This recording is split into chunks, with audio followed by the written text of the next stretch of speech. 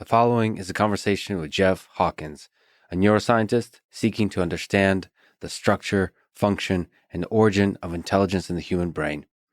He previously wrote the seminal book on the subject titled On Intelligence, and recently a new book called 1,000 Brains, which presents a new theory of intelligence that Richard Dawkins, for example, has been raving about, calling the book, quote, brilliant and exhilarating. I can't read those two words and not think of him saying it in his British accent. Quick mention of our sponsors: Code Academy, BioOptimizers, ExpressVPN, Sleep, and Blinkist. Check them out in the description to support this podcast. As a side note, let me say that one small but powerful idea that Jeff Hawkins mentions in his new book is that if human civilization were to destroy itself, all of knowledge, all our creations will go with us.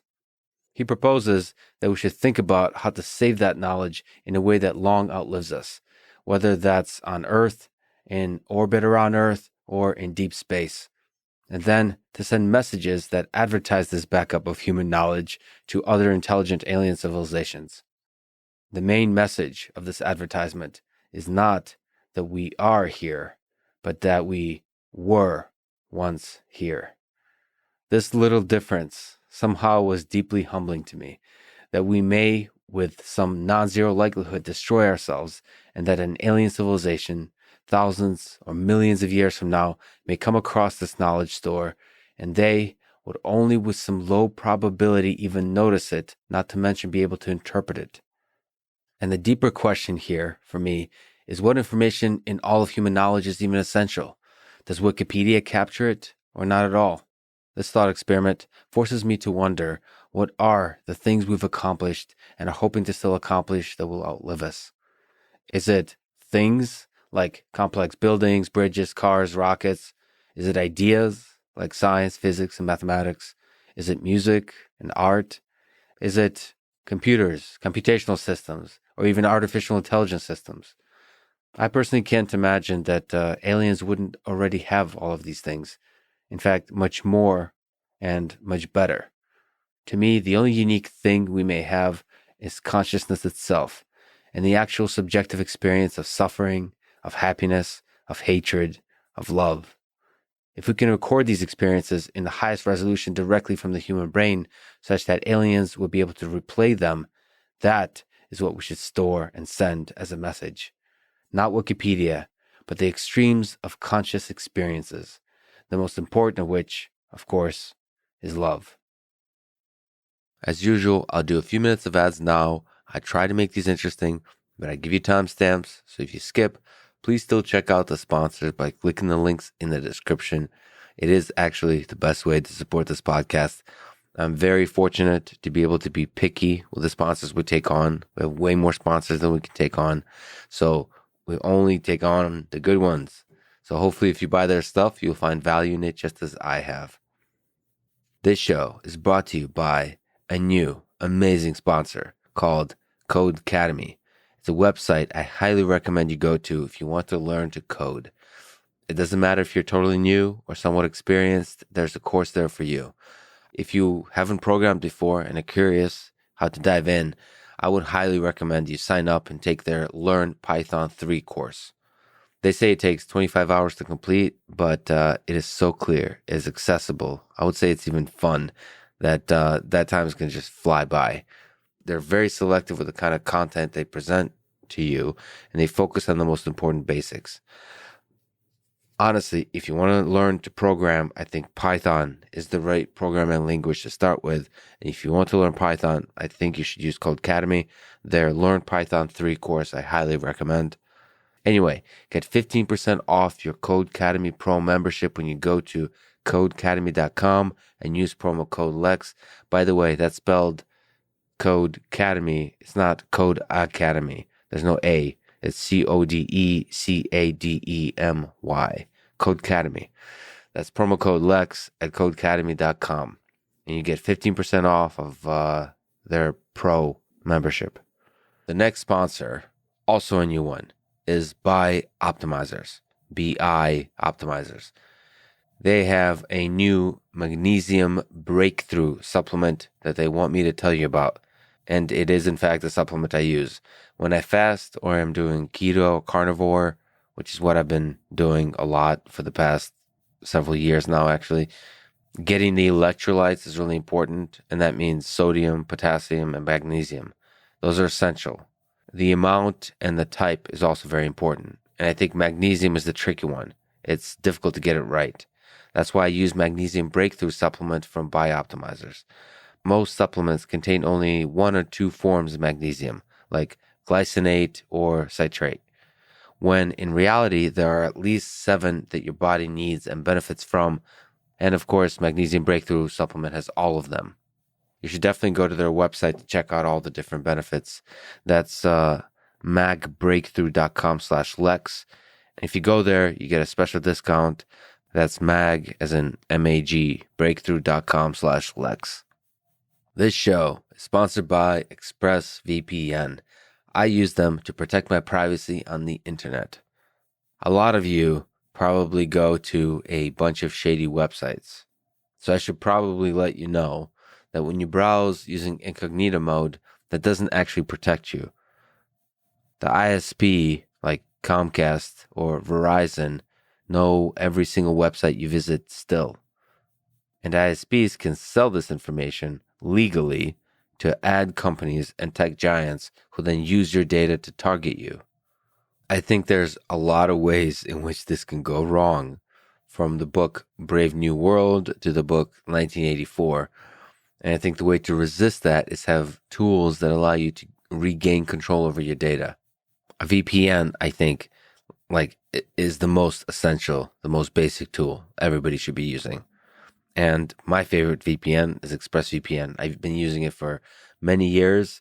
It started out with a sexy red button. It still has a big power on button, but it's no longer red, but it's still sexy.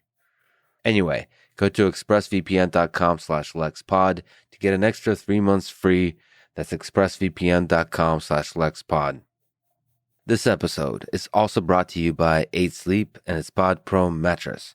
It controls temperature with an app, is packed with sensors, and can cool down to as low as 55 degrees on each side of the bed separately. Matt Walker, the sleep scientist, my new friend, just started a podcast you should definitely check out.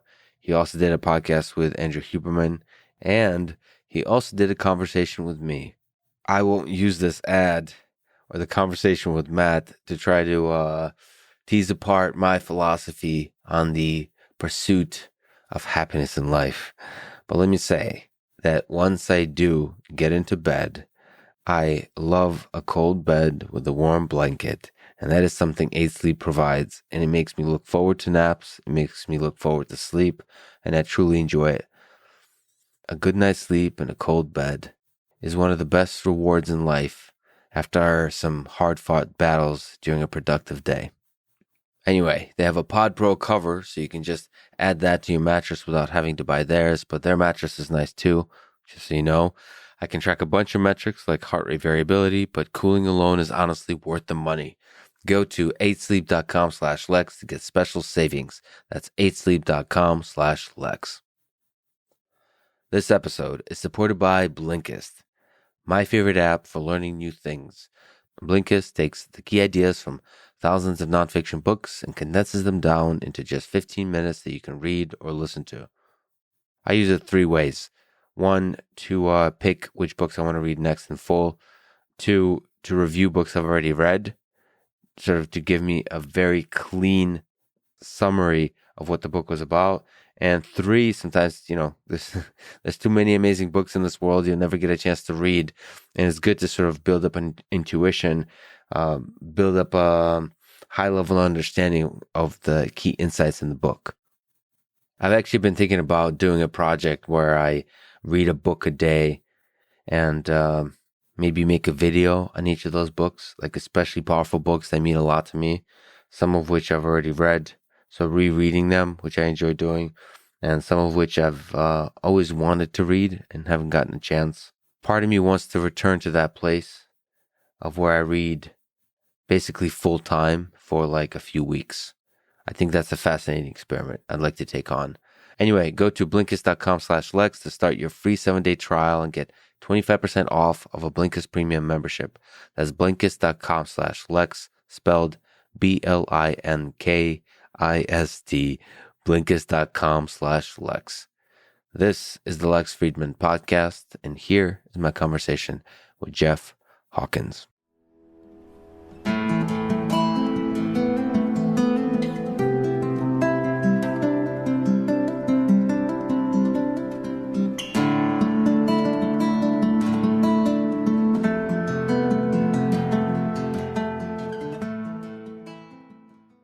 We previously talked over 2 years ago. Do you think there's still neurons in your brain that remember that conversation, that remember me and got excited? Like there's a Lex neuron in your brain that just like finally has a purpose? I do remember our conversation, or I have some memories of it. And I formed additional memories of you in the meantime. I wouldn't say there's a neuron or a neurons in my brain that know you, but there are synapses in my brain that have formed that reflect my knowledge of you and the model I have of you in the world. And whether they're the exact same synapses were formed 2 years ago, it's hard to say because these things come and go all the time. But we know from one of the things we know about brains is that when you think of things, you often erase the memory and rewrite it again. So yes, but I have a memory of you, and that's instantiated in synapses. There's a simpler way to think about it. Like, so we have a model of the world in your head, and that model is continually being updated. I updated this morning. You offered me this water. You said it was from the refrigerator.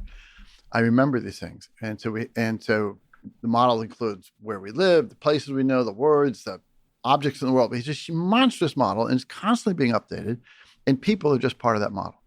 So are animals, so are other physical objects, so are events we've done. So it's no special, in my mind, special place for the memories of humans. I mean, obviously I know a lot about my wife, and friends, and so on. But it's not like a special place for humans are over here. But we model everything, and we model other people's behaviors too. So if I said yours is a copy of your mind in my mind, it's just because I know I've learned how humans behave, and I've learned some things about you, and that's part of my world model. Well, I just also mean the collective intelligence of the human species. I wonder if there's something fundamental to the brain that enables that. So modeling other humans with their ideas. You're actually jumping into a lot of big topics. Like collective intelligence is a separate topic that a lot of people like to talk about. We could talk about that. And so that's interesting. Like, we're not just individuals. We live in society and so on. But from our research point of view, and so again, let's just talk. We study the neocortex. It's a sheet of neural tissue. It's about 75% of your brain. It runs on this very repetitive algorithm. It's a very repetitive circuit. And so you can apply that algorithm to lots of different problems, but it's all underneath. It's the same thing. We're just building this model. So from our point of view, we wouldn't look for these special circuits someplace buried in your brain that might be related to other, understanding other humans. It's more like, how do we build a model of anything? How do we understand anything in the world? And humans are just another part of the things we understand. So there's nothing to the brain that knows the emergent phenomena of collective intelligence. Well, I certainly know about that. I've heard the terms. I've read. No, but that's right. Well, okay, right. As an idea. Well, I think we have language, which is sort of built into our brains, and that's a key part of collective intelligence. So there are some, prior assumptions about the world we're going to live in when we're born. We're not just a blank slate. And so, did we evolve to take advantage of those situations? Yes. But again, we study only part of the brain, the neocortex. There's other parts of the brain are very much involved in societal interactions and human emotions and how we interact, and even societal issues about, how we interact with other people, when we support them, when we're greedy, and things like that. I mean, certainly the brain is a great place where to study intelligence. I wonder if it's the fundamental atom of intelligence. Well, I would say it's absolutely an essential component, even if you believe in collective intelligence as, hey, that's where it's all happening. That's what we need to study, which I don't believe that, by the way. I think it's really important, but I don't think that is the thing. But even if you do believe that, then you have to understand how the brain works in doing that. It's more like we are intelligent individuals, and together we are much more magnified, our intelligence. We can do things that we couldn't do individually. But even as individuals, we're pretty damn smart, and we can model things and understand the world and interact with it. So to me, if you're going to start someplace, you need to start with the brain. Then you could say, well, how do brains interact with each other? And what is the nature of language? And how do we share models that I've learned something about the world? How do I share it with you? Which is really what, sort of communal intelligence is. I know something, you know something.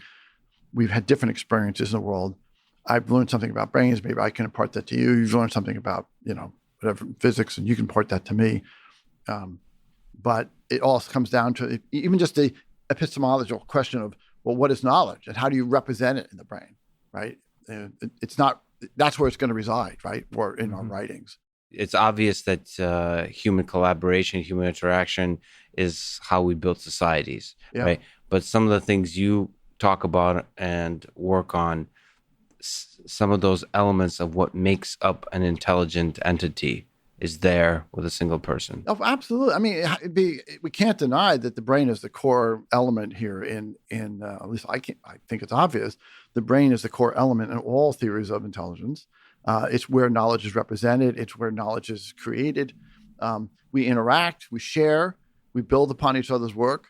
But without a brain, you'd have nothing. There would be no intelligence without brains.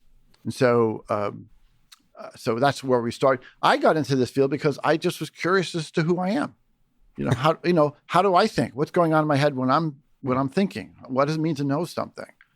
I can ask what it means for me to know something independent of how I learned it from you or from someone else or from society.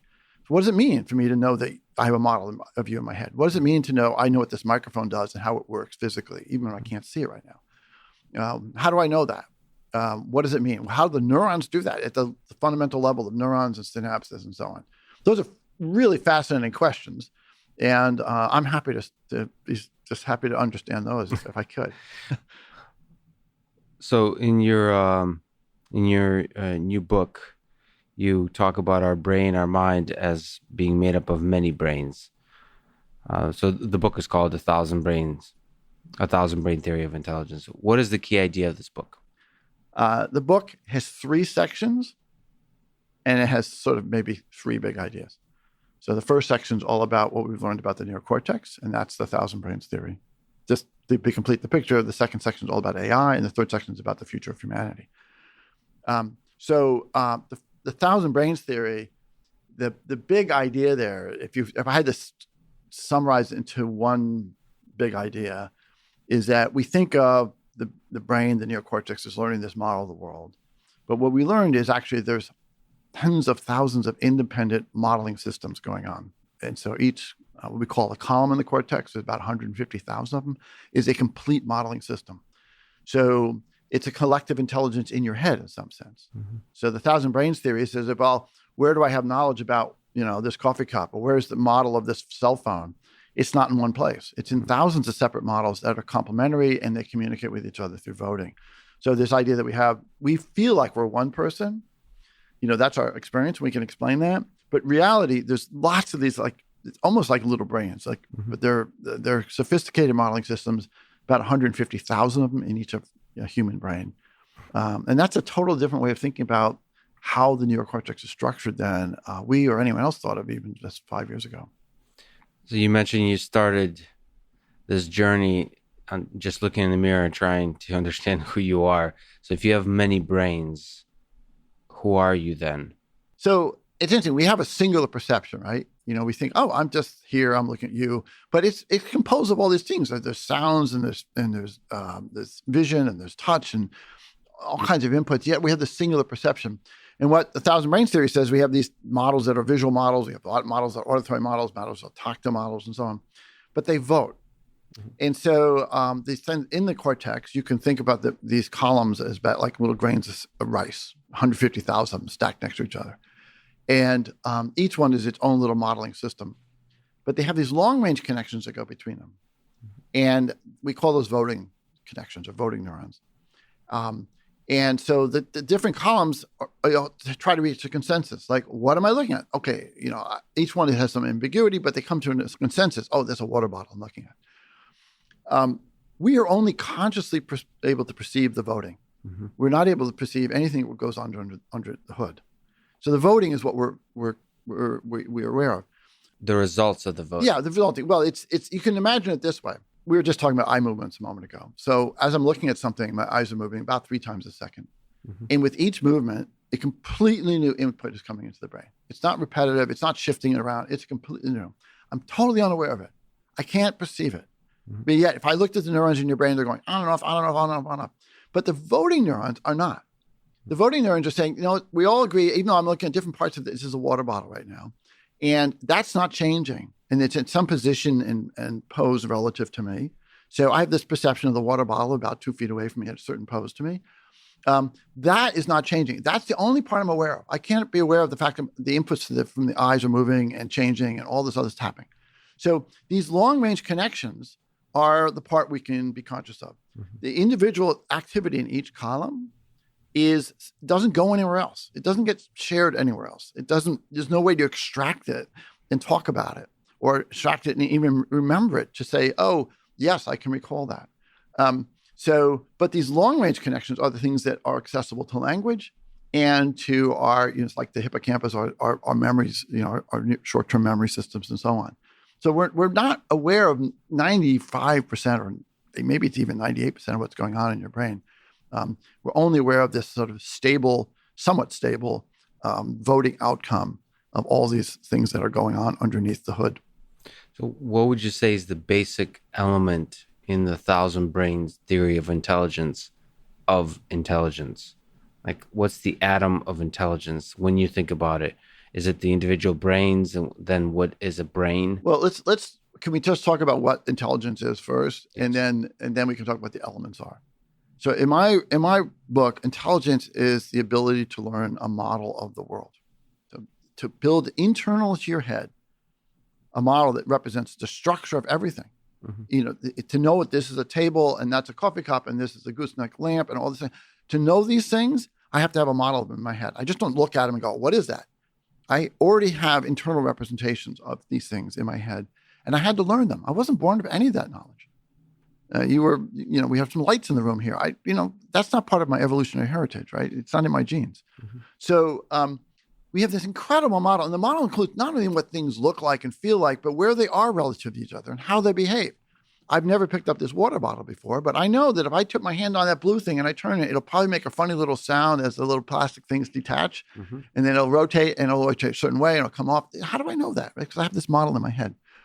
So the essence of intelligence is our ability to learn a model. And the more sophisticated our model is, the smarter we are. Mm-hmm. Not that there is a single intelligence, because you know a lot about things that I don't know, and I know about things you don't know. Mm-hmm. And we can both be very smart. But we both learned a model of the world through interacting with it. So that is the essence of intelligence. Then we can ask ourselves, what are the mechanisms in the brain that allow us to do that? And what are the mechanisms of learning? Not just the neural mechanisms, what is the general process by how we learn a model?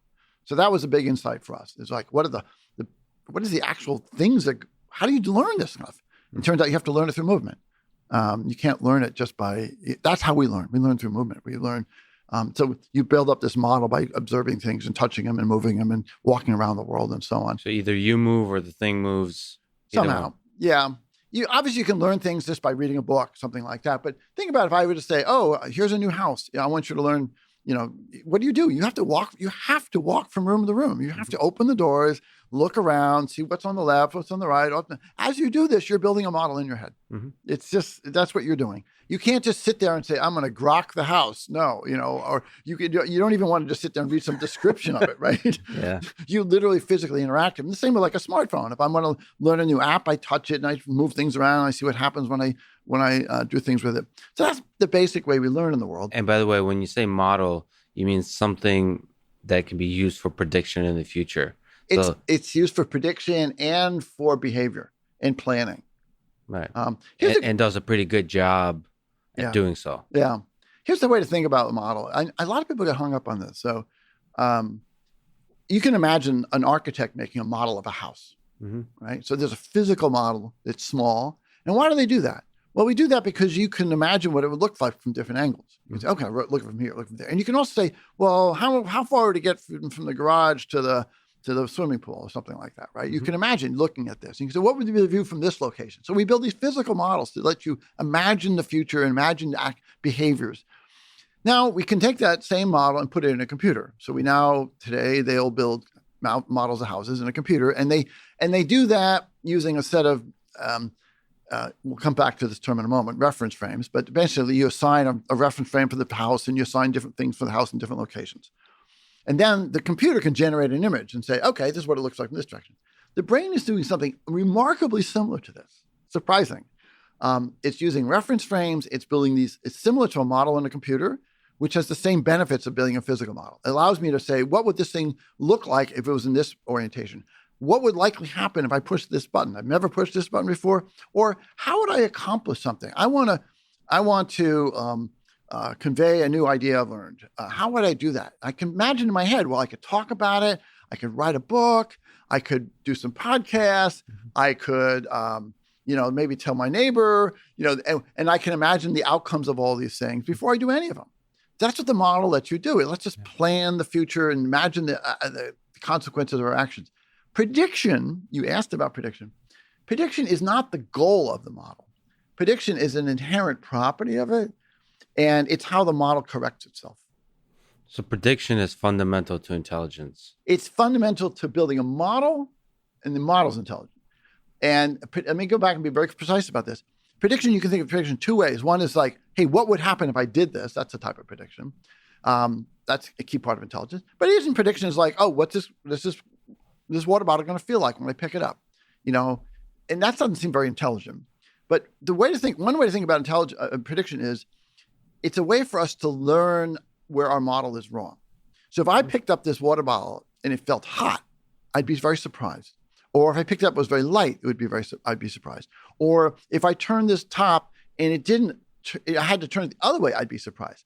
And so all those, I have a prediction like, okay, I'm going to do it. I'll drink some water. Okay, I do this. There it is. I feel opening, right? What if I had to turn it the other way? Or what if it split in two? Then I say, oh my gosh, I misunderstood this. I didn't have the right model. This thing, my attention would be drawn to it. I'd be looking at it going, well, how the hell did that happen? Yeah. Why did it open up that way? And I would update my model by doing it. Just by looking at it and playing around with it, I'd update and say, this is a new type of water bottle. But you're talking about sort of complicated things like a water bottle, but this also applies for just basic vision, just like seeing things. That's almost like a precondition of just perceiving the world is predicting it. So just everything that you see is first passed through your prediction. Everything you see and feel. In fact, this is the insight I had back in the late 80s. Early 80s. And other people have reached the same idea, is that every sensory input you get, not just vision, but touch and hearing, you have an expectation about it.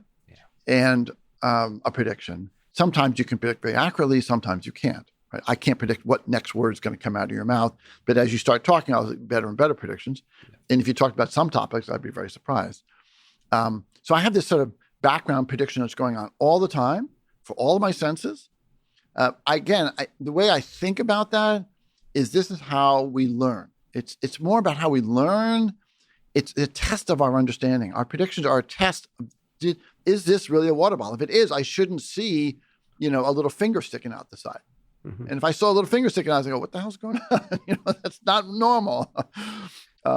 That's fascinating. Let me linger on this for a second. It really honestly feels that prediction is fundamental to everything, to the way our mind operates, to intelligence. So it's just a different way to see intelligence, which is like everything starts at prediction. And prediction requires a model. You can't predict something unless you have a model of it. Right. But the action is prediction. So the thing the model does is prediction.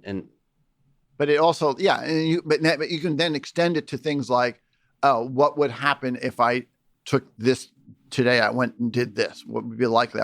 Or how you can extend prediction to I want to get a promotion at work. What action should I take? And you can say, if I did this, I predict what might happen. If I spoke to someone, I predict what might happen. So it's not just low-level predictions. Yeah, it's all predictions. It's all predictions. It's like this black box, so you can ask basically any question, low level or high level. So we started off with that observation. It's like this nonstop prediction. And I write about this in the book and then we asked, well, how do neurons actually make predictions physically? Like, what does the neuron do when it makes a prediction? And, or the neural tissue does when it makes a prediction. And then we asked, what are the mechanisms by how we build a model that allows you to make prediction?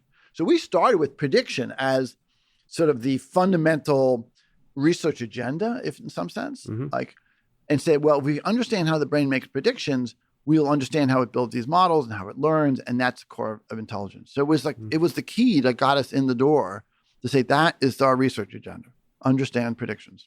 So in this whole process, where does intelligence originate? Would you say? So if we look at things that are much less intelligent than humans, and you start to build up a human through the process of evolution, where's this magic thing that has a prediction model or a model that's able to predict that starts to look a lot more like intelligence? Is there a place where Richard Dawkins wrote an introduction to your book, an excellent introduction? I mean, it puts a lot of things into context, and it's funny just looking at parallels for your book and Darwin's Origin of Species. So Darwin wrote about the origin of species. So what is the origin of intelligence? Yeah. Well, we have a theory about it, and it's just that. It's a theory. The theory goes as follows. As soon as living things started to move, they're not just floating in sea, they're not just a plant, grounded someplace. As soon as they started to move, there was an advantage to moving intelligently, to moving in certain ways.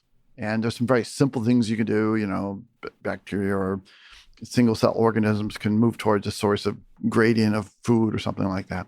But an animal that might know where it is and know where it's been and how to get back to that place, or an animal that might say, oh, there was a source of food someplace, how do I get to it? Or there was a danger, how do I get to it? Or there was a mate, how do I get to them?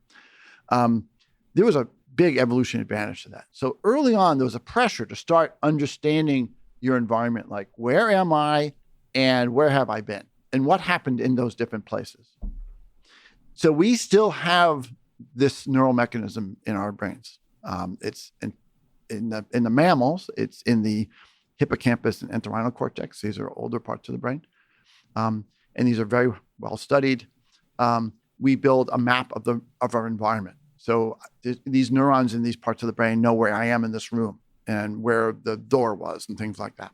So a lot of other mammals have this. All mammals have this, right? Okay. And almost any animal that knows where it is and get around must have some mapping system, must have some way of saying, I've learned a map of my environment.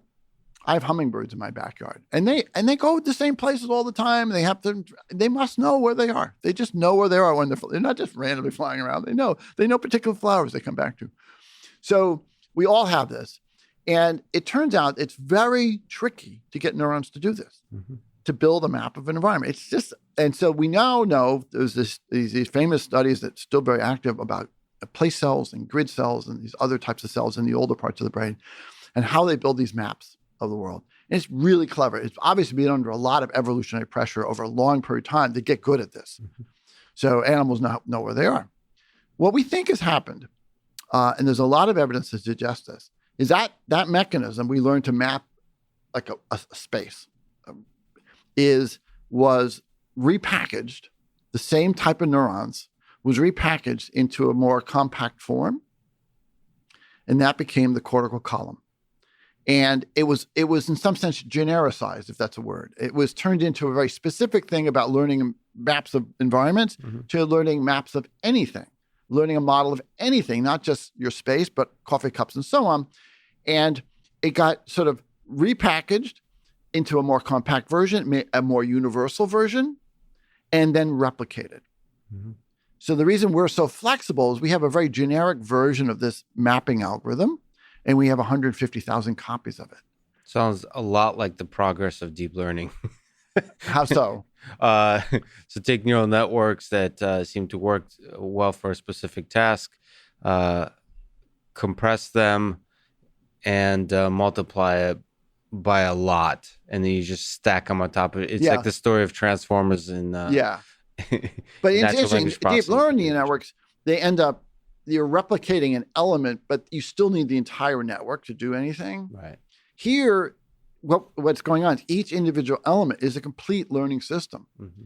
This is why I can take a human brain, cut it in half, and it still works. Mm-hmm. It's pretty amazing. It's fundamentally distributed. It's fundamentally distributed, complete modeling systems.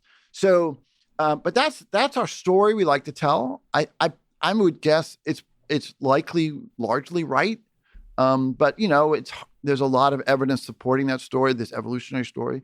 The thing which brought me to this idea is that the human brain got big very quickly.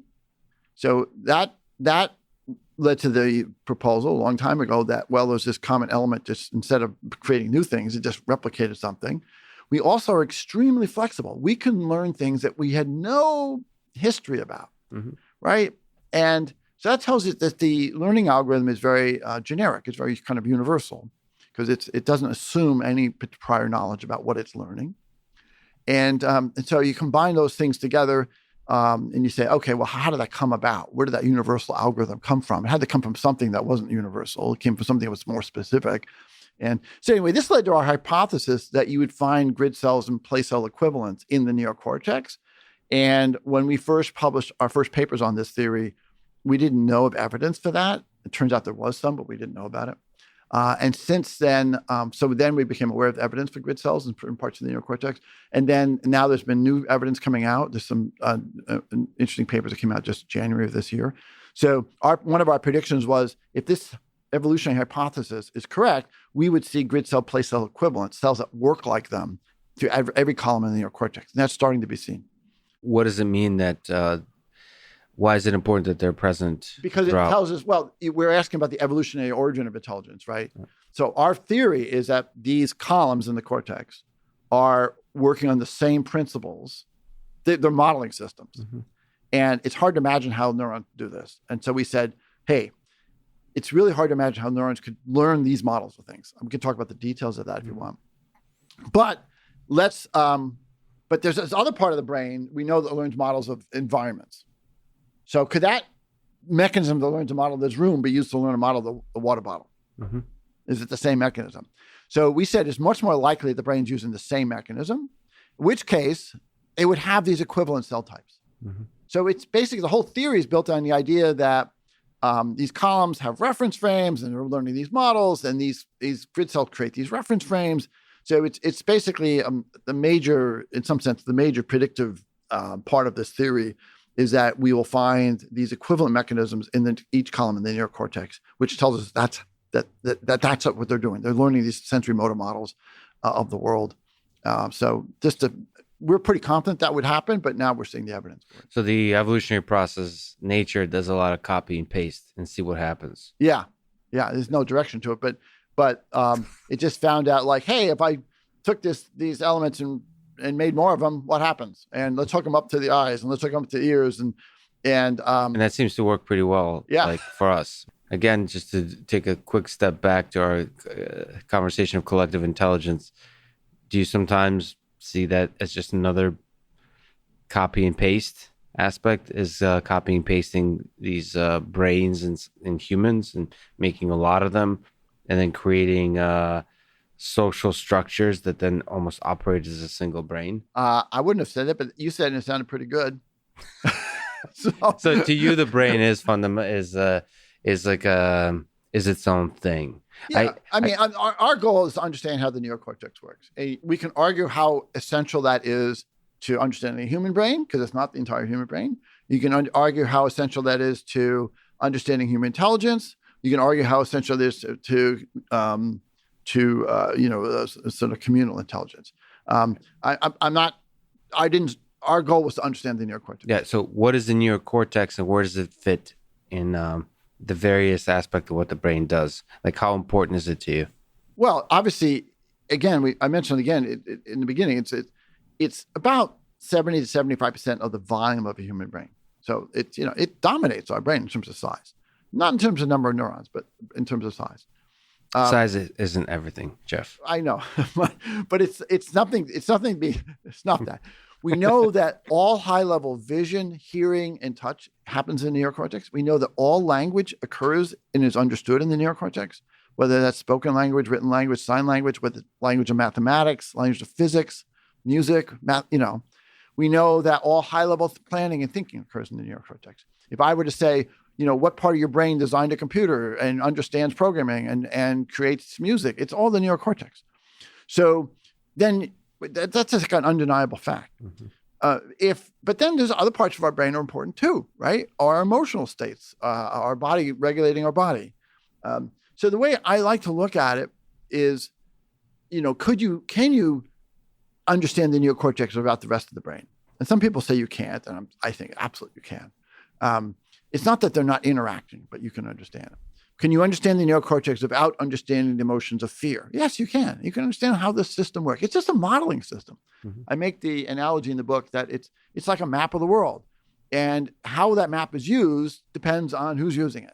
So how our map of our world in our neocortex, how we manifest as a human, depends on the rest of our brain. What are our motivations? What are my desires? Am I a nice guy or not a nice guy? Am I a cheater or am I, or not a cheater?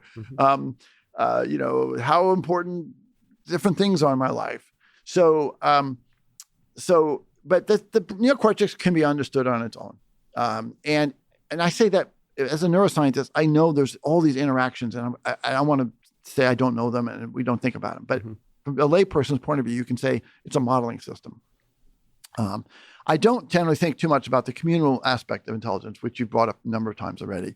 So that's not really been my concern. I just wonder if there's a continuum from the origin of the universe, like this pockets of complexities that form living organisms. I wonder if we're just, if you look at humans, we feel like we're at the top, but I wonder if there's like just where every living type pocket of complexity is probably thinks they're the pardon the French, they're the shit. Yeah, they're at the top of the pyramid. Well, if they're thinking, well, then what is thinking? Well, in a sense, the whole point is in their sense of the world, their sense is that they're at the top of it. I think. Like, what is a turtle? But you're bringing up, the problems of complexity and complexity theory are, it's a huge, interesting problem in science, and. I think we've made surprisingly little progress in understanding complex systems in general. And so, the Santa Fe Institute was founded to study this. And even the scientists there will say it's really hard. We haven't really been able to figure out exactly, that science hasn't really congealed yet. We're still trying to figure out the basic elements of that science. Where does complexity come from? And what is it? And how you define it, whether it's DNA creating bodies or phenotypes, or if it's individuals creating societies or ants and markets and so on. It's a very complex thing. I'm not a complexity theorist person, right? And it's interesting to ask, well, the brain itself is a complex system, so can we understand that? I think we've made a lot of progress understanding how the brain works. So, but I haven't broadened out to like, oh, well, where are we on the complexity spectrum? It's like, it's a great question. I'd prefer for that answer to be we're not special. It seems like, if we're honest, most likely we're not special. So if there is a spectrum, we're probably not in some kind of significant place in that spectrum. I think there's one thing we could say that we are special, and again, only here on Earth. I'm not saying I'm bad. Is that if we think about knowledge, what we know, we clearly, human brains have the only brains that have a certain types of knowledge. We're the only brains on this Earth to understand what the Earth is, how old it is, the universe is a picture as a whole. We're the only organisms that understand DNA and the origins of species. No other species on this planet has that knowledge. So if we think about, I like to think about, one of the endeavors of humanity is to understand the universe as much as we can. I think our species is further along in that, undeniably. Whether our theories are right or wrong, we can debate, but at least we have theories. We know that what the sun is and how its fusion is and what black holes are, and we know general theory of relativity, and no other animal has any of this knowledge. So in that sense, that we're special. Are we special in terms of the hierarchy of complexity in the universe? Probably not. can we look at a neuron? Yeah, you say that prediction happens in the neuron. What does that mean? So the neuron traditionally is seen as the basic element of the brain. So I mentioned this earlier, that prediction was our research agenda. Yeah. We said, okay, how does the brain make a prediction? Like I'm about to grab this water bottle and my brain is predicting what I'm going to feel on all my parts of my fingers. If I felt something really odd on any part here, I'd notice it. Mm-hmm. So my brain is predicting what it's going to feel as I grab this thing. So what is that? How does that manifest itself in neural tissue, right? Brain's made of neurons, and there's chemicals, and there's neurons, and there's spikes, and they're connected. Where is the prediction going on? Mm-hmm. And one argument could be that, well, when I'm predicting something, a neuron must be firing in advance. It's like, okay, this neuron represents what you're going to feel, and it's firing. It's sending a spike. And certainly that happens to some extent. But our predictions are so ubiquitous that we're making so many of them, which we're totally unaware of. Just the vast majority, we have no idea that you're doing this. There wasn't really, we were trying to figure out, how could this be? Where are these happening, right? And I won't walk you through the whole story unless you insist upon it, but we came to the realization that most of your predictions are occurring inside individual neurons, especially the most common neuron, the pyramidal cells. And there's a property of neurons. Everyone knows, or most people know, that a neuron is a cell and it has this spike called an action potential and it sends information. But we now know that there's these spikes internal to the neuron. They're called dendritic spikes. They travel along the branches of the neuron and they don't leave the neuron. They're just internal only. There's far more dendritic spikes than there are action potentials. Far more. They're happening all the time. And what we came to understand that those dendritic spikes, the ones that are occurring, are actually a form of prediction. They're telling the neuron is saying, I expect that I might become active shortly. And the internal spike is a way of saying, you might be generating an external spike soon. I've predicted you're going to become active. And we wrote a paper in 2016 which explained how this manifests itself in neural tissue and how it is that this all works together. But we think there's a lot of evidence supporting it. That's where we think that most of these predictions are internal. That's why they're internal to the neuron, you can't perceive them. From understanding the prediction mechanism of a single neuron, do you think there's deep insights to be gained about the prediction capabilities of the mini brains within the bigger brain and the brain? Oh, yeah. So having a prediction side of individual neuron is not that useful. So what? Right? The way it manifests itself in neural tissue is that when a neuron emits these spikes, so a very singular type of event. If a neuron is predicting that it's going to be active, it emits its spike a little bit sooner, just a few milliseconds sooner than it would have otherwise. It's like, I give the analogy in the book, it's like a sprinter on a starting blocks in a race. Mm-hmm. And if someone says, get ready, set, you get up and you're ready to go. And then when your race starts, you get a little bit earlier start. So that ready, set is like the prediction, and the neuron's like ready to go quicker. Mm-hmm. And what happens is when you have a whole bunch of neurons together and they're all getting these inputs, the ones that are in the predictive state, the ones that are anticipating to become active, if they do become active, they happen sooner, they disable everything else, and it leads to different representations in the brain. So you have to, it's not isolated just to the neuron. The prediction occurs within the neuron, but the network behavior changes. So what happens under different predictions, different inputs have different representations. So what I predict is going to be different under different contexts. What my input will be is different under different contexts. So this is a key to the whole theory, how this works. So the theory of the 1,000 brains, if you were to count the number of brains, how would you do it? The 1,000 brains theory says that basically every cortical column in your neocortex is a complete modeling system. Okay. And that when I ask, where do I have a model of something like a coffee cup, it's not in one of those models, it's in thousands of those models. There's thousands of models of coffee cups. That's what the 1,000 brains theory says. And then there's a voting mechanism. Then there's a voting mechanism, which is the thing which you're conscious of, which leads to your singular perception. Mm-hmm. That's why you perceive something. So that's the 1,000 brains theory. The details of how we got to that theory are complicated. It wasn't we just thought of it one day. And one of those details was we had to ask, how does a model make predictions? And we've talked about just these predictive neurons. That's part of this theory. It's like saying, oh, it's a detail, but it was like a crack in the door. It's like, how are we going to figure out how these neurons do this? What is going on here? So we just looked at prediction as like, well, we know that's ubiquitous. We know that every part of the cortex is making predictions. Therefore, whatever the predictive system is, it's going to be everywhere. We know there's a gazillion predictions happening at once. So let's see if we can start teasing apart, ask questions about, how could neurons be making these predictions? And that sort of built up to now what we have, this thousand brains theory, which is complex, which is I can state it simply, but we just didn't think of it. We had to get there step by step. It took years to get there. And where does reference frames fit in? So, yeah. Okay. So again, a reference frame, I mentioned earlier about a model of a house. And I said, if you're going to build a model of a house in a computer, they have a reference frame. And you can think of reference frame like Cartesian coordinates, like X, Y, and Z axes.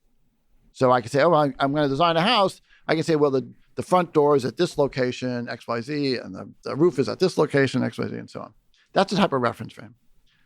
So it turns out, for you to make a prediction, and I walk you through the thought experiment in the book where I was predicting what my finger was going to feel when I touched the coffee cup. It was a ceramic coffee cup, but this one will do. And what I realized is that to make a prediction what my finger is going to feel, like it's going to feel different than this, which will feel different if I touch the hole or this thing on the bottom. Make that prediction, the cortex needs to know where the finger is, the tip of the finger, relative to the coffee cup. And exactly relative to the coffee cup. And to do that, I have to have a reference frame for the coffee cup. It has to have a way of representing the location of my finger to the coffee cup. And then we realized, of course, every part of your skin has to have a reference frame relative to things it touch. And then we did the same thing with vision. So the idea that a reference frame is necessary to make a prediction when you're touching something or when you're seeing something and you're moving your eyes or you're moving your fingers. It's just a requirement to know where to predict. If I have a structure, I'm going to make a prediction. I have to know where it is I'm looking or touching it. So then we said, well, how do neurons make reference frames? It's not obvious. X, Y, Z coordinates don't exist in the brain. It's just not the way it works. So that's when we looked at the older part of the brain, the hippocampus and the entorhinal cortex, where we knew that in that part of the brain, there's a reference frame for a room or a reference frame for an environment. Remember I talked earlier about how you could make a map of this room. So we said, that they are implementing reference frames there. So we knew that reference frames needed to exist in every cortical column. And so that was a deductive thing. We just deduced it. Has to exist. So you take the old mammalian ability to know where you are in a particular space and you start applying that to higher and higher levels. Yeah, you apply it to like where your finger is. So here's the way I think about it. The old part of the brain says, where's my body in this room? Yeah. The new part of the brain says, where's my finger relative to this object? Yeah. Where is a section of my retina relative to this object? Like where is, I'm looking at one little corner, where is that relative to this patch of my retina? Yeah. And then we take the same thing and apply it to concepts, mathematics, physics, humanity, whatever you want to think about. And eventually you're pondering your own mortality. Well, whatever. But the point is, when we think about the world, when we have knowledge about the world, how is that knowledge organized, Lex? Where is it in your head? Yeah. The answer is it's in reference frames. So the way I learn the structure of this water bottle, where the features are relative to each other, when I think about history or democracy or mathematics, the same basic underlying structures happening. There's reference frames for where the knowledge that you're assigning things to. So in the book, I go through examples like mathematics and language and politics. But the evidence is very clear in the neuroscience. The same mechanism that we use to model this coffee cup, we're going to use to model high-level thoughts. The demise of the humanity, whatever you want to think about. It's interesting to think about how different are the representations of those higher dimensional concepts, higher level concepts, how different the representation there is in terms of reference frames versus spatial. But the interesting thing, it's a different application, but it's the exact same mechanism. But isn't there some aspect to higher level concepts that they seem to be hierarchical? Like they just seem to integrate a lot of information into them. So is our physical objects. So take this water bottle. I'm not particular to this brand, but this is a Fiji water bottle, and it has a logo on it. I use this example in my book. Our company's coffee cup has a logo on it. But this object is hierarchical. It's got like a cylinder and a cap, but then it has this logo on it. And the logo has a word. The word has letters. The letters have different features. And so I don't have to remember, I don't have to think about this. So I say, oh, there's a Fiji logo on this water bottle. Yeah. I don't have to go through and say, oh, what is the Fiji logo? It's the F and an I and a J and an I, and there's a hibiscus flower, and it has the stamen on it. I don't have to do that. I just incorporate all of that in some sort of hierarchical representation. I say, put this logo on this water bottle. Yeah. And then the logo has a word, and the word has letters, all hierarchical. Just all that stuff is big. It's amazing that the brain instantly just does all that. Yeah. The idea that there's water, it's liquid, and the idea that you can drink it when you're thirsty, the idea that there's brands. Yeah. And then there's like all of that information is instantly built into the whole thing once you perceive it. So I wanted to get back to your point about hierarchical representation. The world itself is hierarchical, right? And I can take this microphone in front of me. I know inside there's going to be some electronics. I know there's going to be some wires, and I know there's going to be a little diaphragm that moves back and forth. I don't see that, but I know it. So everything in the world is hierarchical. You just go into a room. It's composed of other components. The kitchen has a refrigerator. The refrigerator has a door. The door has a hinge. The hinge has screws and pin. So anyway, the modeling system that exists in every cortical column learns the hierarchical structure of objects. So it's a very sophisticated modeling system in this grain of rice. It's hard to imagine, but this grain of rice can do really sophisticated things. It's got 100,000 neurons in it. It's very sophisticated. So the same mechanism that can model a water bottle or a coffee cup can model conceptual objects as well. That's the beauty of this discovery that this guy, Vernon Mountcastle, made many, many years ago, which is that there's a single cortical algorithm underlying everything we're doing. So common sense concepts and higher level concepts are all represented in the same way? They're set in the same mechanisms, yeah. It's a little bit like computers, right? All computers are universal Turing machines. Even the little teeny one that's, my toaster, and the big one that's, running some cloud server someplace. They're all running on the same principle. They can apply different things. So the brain is all built on the same principle. It's all about learning these models, structured models using movement and reference frames. And it can be applied to something as simple as a water bottle and a coffee cup. And it can be applied to thinking like, what's the future of humanity? And, why do you have a hedgehog on your desk? I don't know. Nobody knows. Well, I think it's a hedgehog. That's right. It's a hedgehog in the fog. It's a Russian reference. Does it give you any inclination or hope about how difficult it is to engineer common sense reasoning? So how complicated is this whole process? So looking at the brain, is this a marvel of engineering, or is it pretty dumb stuff stacked on top of each other over and it can be both. Can it be both? Can it be both, right? I don't know if it can be both, because if it's an incredible engineering job, that means it's so evolution did a lot of work. But then it just copied that, right? So as I said earlier, the figuring out how to model something like a space is really hard, and evolution had to go through a lot of trick. And these cells I was talking about, these grid cells and place cells, they're really complicated. This is not simple stuff. This neural tissue works on these really unexpected, weird mechanisms. But it did it. It figured it out. But now you could just make lots of copies of it. But then finding, so it's a very interesting idea that it's a lot of copies of a basic mini brain. But the question is how difficult it is to find that mini brain that you can copy and paste effectively. Well, today we know enough to build this. I'm sitting here with, I know the steps we have to go. There's still some engineering problems to solve, but we know enough. And this is not like, this is an interesting idea. We have to go think about it for another few decades. No, we actually understand it pretty well details. So not all the details, but most of them. So it's complicated, but it is an engineering problem. So in my company, we are working on that. We are basically laid out a roadmap, how we do this. It's not going to take decades. It's a matter of a few years, optimistically, but I think that's possible. it's, complex things. If you understand them, you can build them.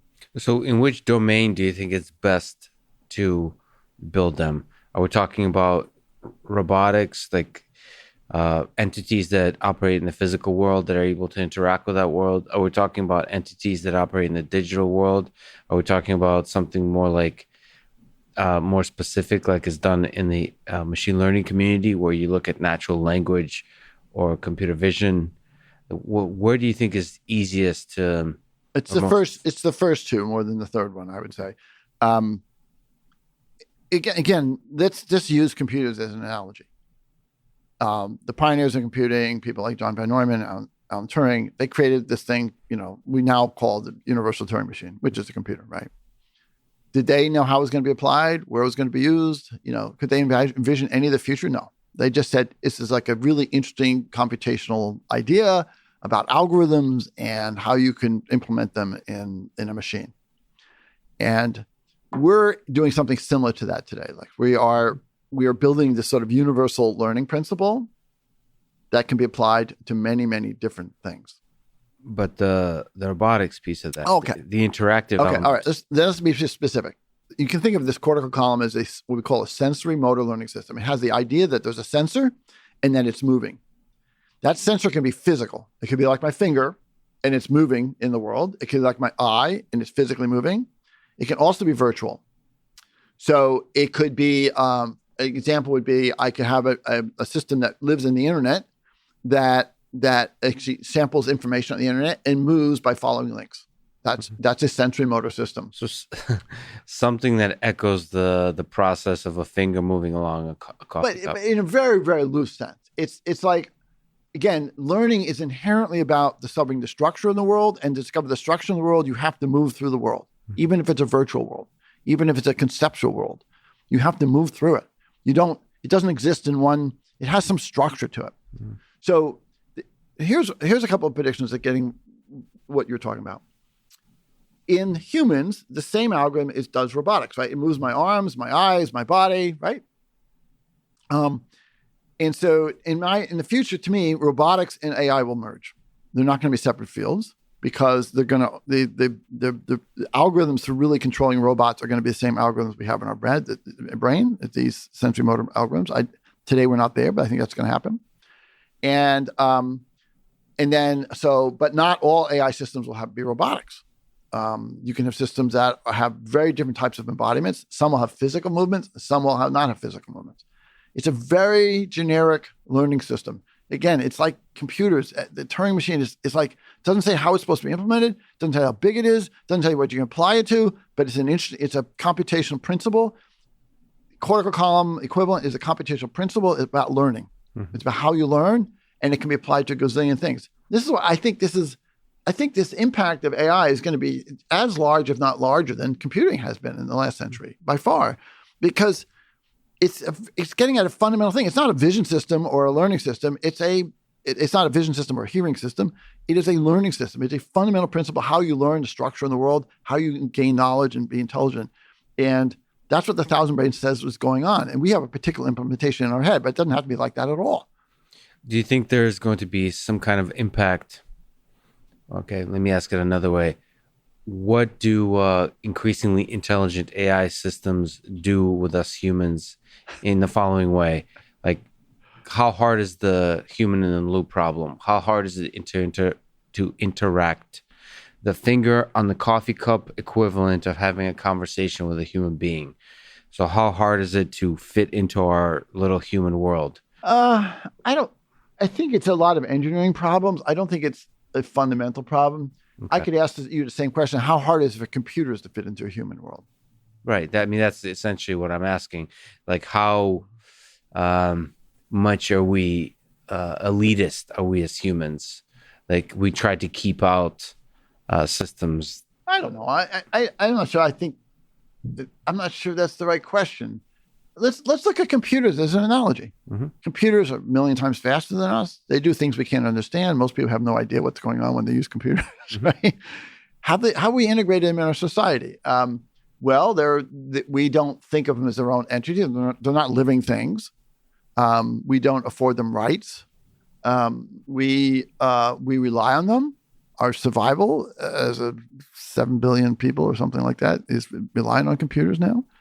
Don't you think that's a fundamental problem, that we see them as something we don't give rights to? So computers? Computers. So robots, computers, intelligent systems, it feels like for them to operate successfully, they would need to have a lot of the elements that we would start having to think about, like, should this entity have rights? I don't think so. I think it's tempting to think that way. First of all, I don't think hardly anyone thinks that's for computers today. No one says, oh, this thing needs a right. I shouldn't be able to turn it off. Or, if I throw it in the trash can, and hit it with a sledgehammer, I might perform a criminal act. No one thinks that. And now we think about intelligent machines, which is where you're going. And all of a sudden, like, well, no, we can't do that. I think the basic problem we have here is that people think intelligent machines will be like us. They're going to have the same emotions as we do, the same feelings as we do. What if I can build an intelligent machine that absolutely could care less about whether it was on or off or destroyed or not? It just doesn't care. It's just like a map. It's just a modeling system. It has no desires to live, nothing. Is it possible to create a system that can model the world deeply and not care about whether it lives or dies? Absolutely. No question about it. To me, that's not 100% obvious. It's obvious to me. So okay. we can debate it if you want. Yeah. Where does your desire to live come from? It's an old evolutionary design. I mean, we could argue, does it really matter if we live or not? Objectively, no. Right? We're all going to die eventually. Yeah. But evolution makes us want to live. Evolution makes us want to fight to live. Evolutionists want to care and love one another, and to care for our children and our relatives and our family and so on. And those are all good things. But they come about not because we're smart, because we're animals that grew up. The hummingbird in my backyard cares about its offspring. Every living thing in some sense cares about, surviving. Mm-hmm. But when we talk about creating intelligent machines, we're not creating life. We're not creating evolving creatures. We're not creating living things. We're just creating a machine that can learn really sophisticated stuff. And that machine, it may even be able to talk to us. Mm-hmm. But it's not going to have a desire to live unless somehow we put it into that system. Well, there's learning, right? The thing is... But you don't learn to want to live. That's built into you. It's part of your DNA. People like Ernest Becker argue... there's the fact of finiteness of life. The way we think about it is something we learn. Perhaps. So, okay. Yeah, and some people decide they don't want to live. And some people decide, but the desire to live is built in DNA, right? But I think what I'm trying to get to is in order to accomplish goals, it's useful to have the urgency of mortality. This is what the Stoics talked about, is meditating in your mortality. Yeah. It might be a very useful thing to do, to die and have the urgency of death, and to realize that to conceive yourself as an entity that operates in this world that eventually will no longer be a part of this world, and actually conceive of yourself as a conscious entity might be very useful for you to be a system that makes sense of the world. Otherwise, you might get lazy. Well, okay. We're going to build these machines, right? So we're talking about building AIs. But we're building the equivalent of the cortical columns, the neocortex. The neocortex. And the question is, where do they arrive at? Because we're not hard coding everything in. Where well, in terms of, if you build the neocortex equivalent, it will not have any of these desires or emotional states. Now, you can argue that neocortex won't be useful unless I give it some agency, unless I give it some desire, unless I give it some motivation. Otherwise, it'll be just lazy and do nothing. Right? You could argue that. But on its own, it's not going to do those things. It's just not going to sit there and say, I understand the world, therefore I care to live. No, it's not going to do that. It's just going to say, I understand the world. Why is that obvious to you? Why do you think it's, okay, let me ask it this way. Yeah. Do you think it's possible it will at least assign to itself agency and perceive itself in this world as being a conscious entity, as a useful way to operate in the world and to make sense of the world? I think an intelligent machine can be conscious. But that does not, again, imply any of these desires and goals and that you're worried about. We can talk about what it means for a machine to be conscious. But, and by the way, not worry about, but get excited about. It's not necessarily that we should worry about it. So I think there's a legitimate problem, or not problem, a question asked. If you build this modeling system, what's it going to model? Yes. Right? What's its desire? Yeah. What's its goal? What are we applying it to? Right? So that's an interesting question. One thing, and it depends on the application. It's not something that's inherent to the modeling system. It's something we apply to the modeling system in a particular way. So if I wanted to make a really smart car, it would have to know about driving in cars and what's important in driving in cars. It's not going to figure that out on its own. It's not going to sit there and say, I've understood the world and I've decided, no. We're going to have to tell it. We're going to have to say, so I imagine I make this car really smart. It learns about your driving habits. It learns about the world. And it's just, is it one day going to wake up and say, you know what? I'm tired of driving and doing what you want. I think I have better ideas about how to spend my time. Well, okay. No, it's not going to do that. Well, part of me is playing a little bit of devil's advocate, but part of me is also trying to think through this because I've studied cars quite a bit and I've studied pedestrians and cyclists quite a bit. And there's part of me that thinks that there needs to be more intelligence than we realize in order to drive successfully. That game theory of human interaction seems to require some deep understanding of human nature. That,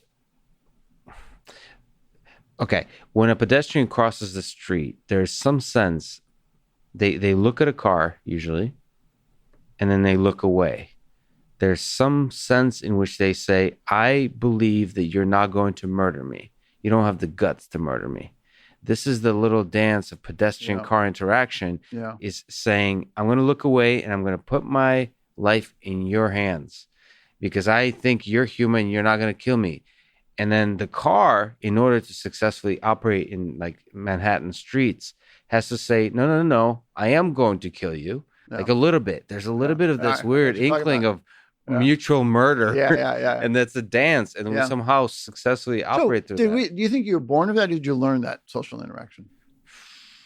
I think it might have a lot of the same elements that you're talking about, which is we're leveraging things we were born with and applying them in the context that all right, I would have answered that. I would have said that kind of interaction is learned. Because, people in different cultures have different interactions like that. If you cross the street in different cities and different around the world, they have different ways of interacting.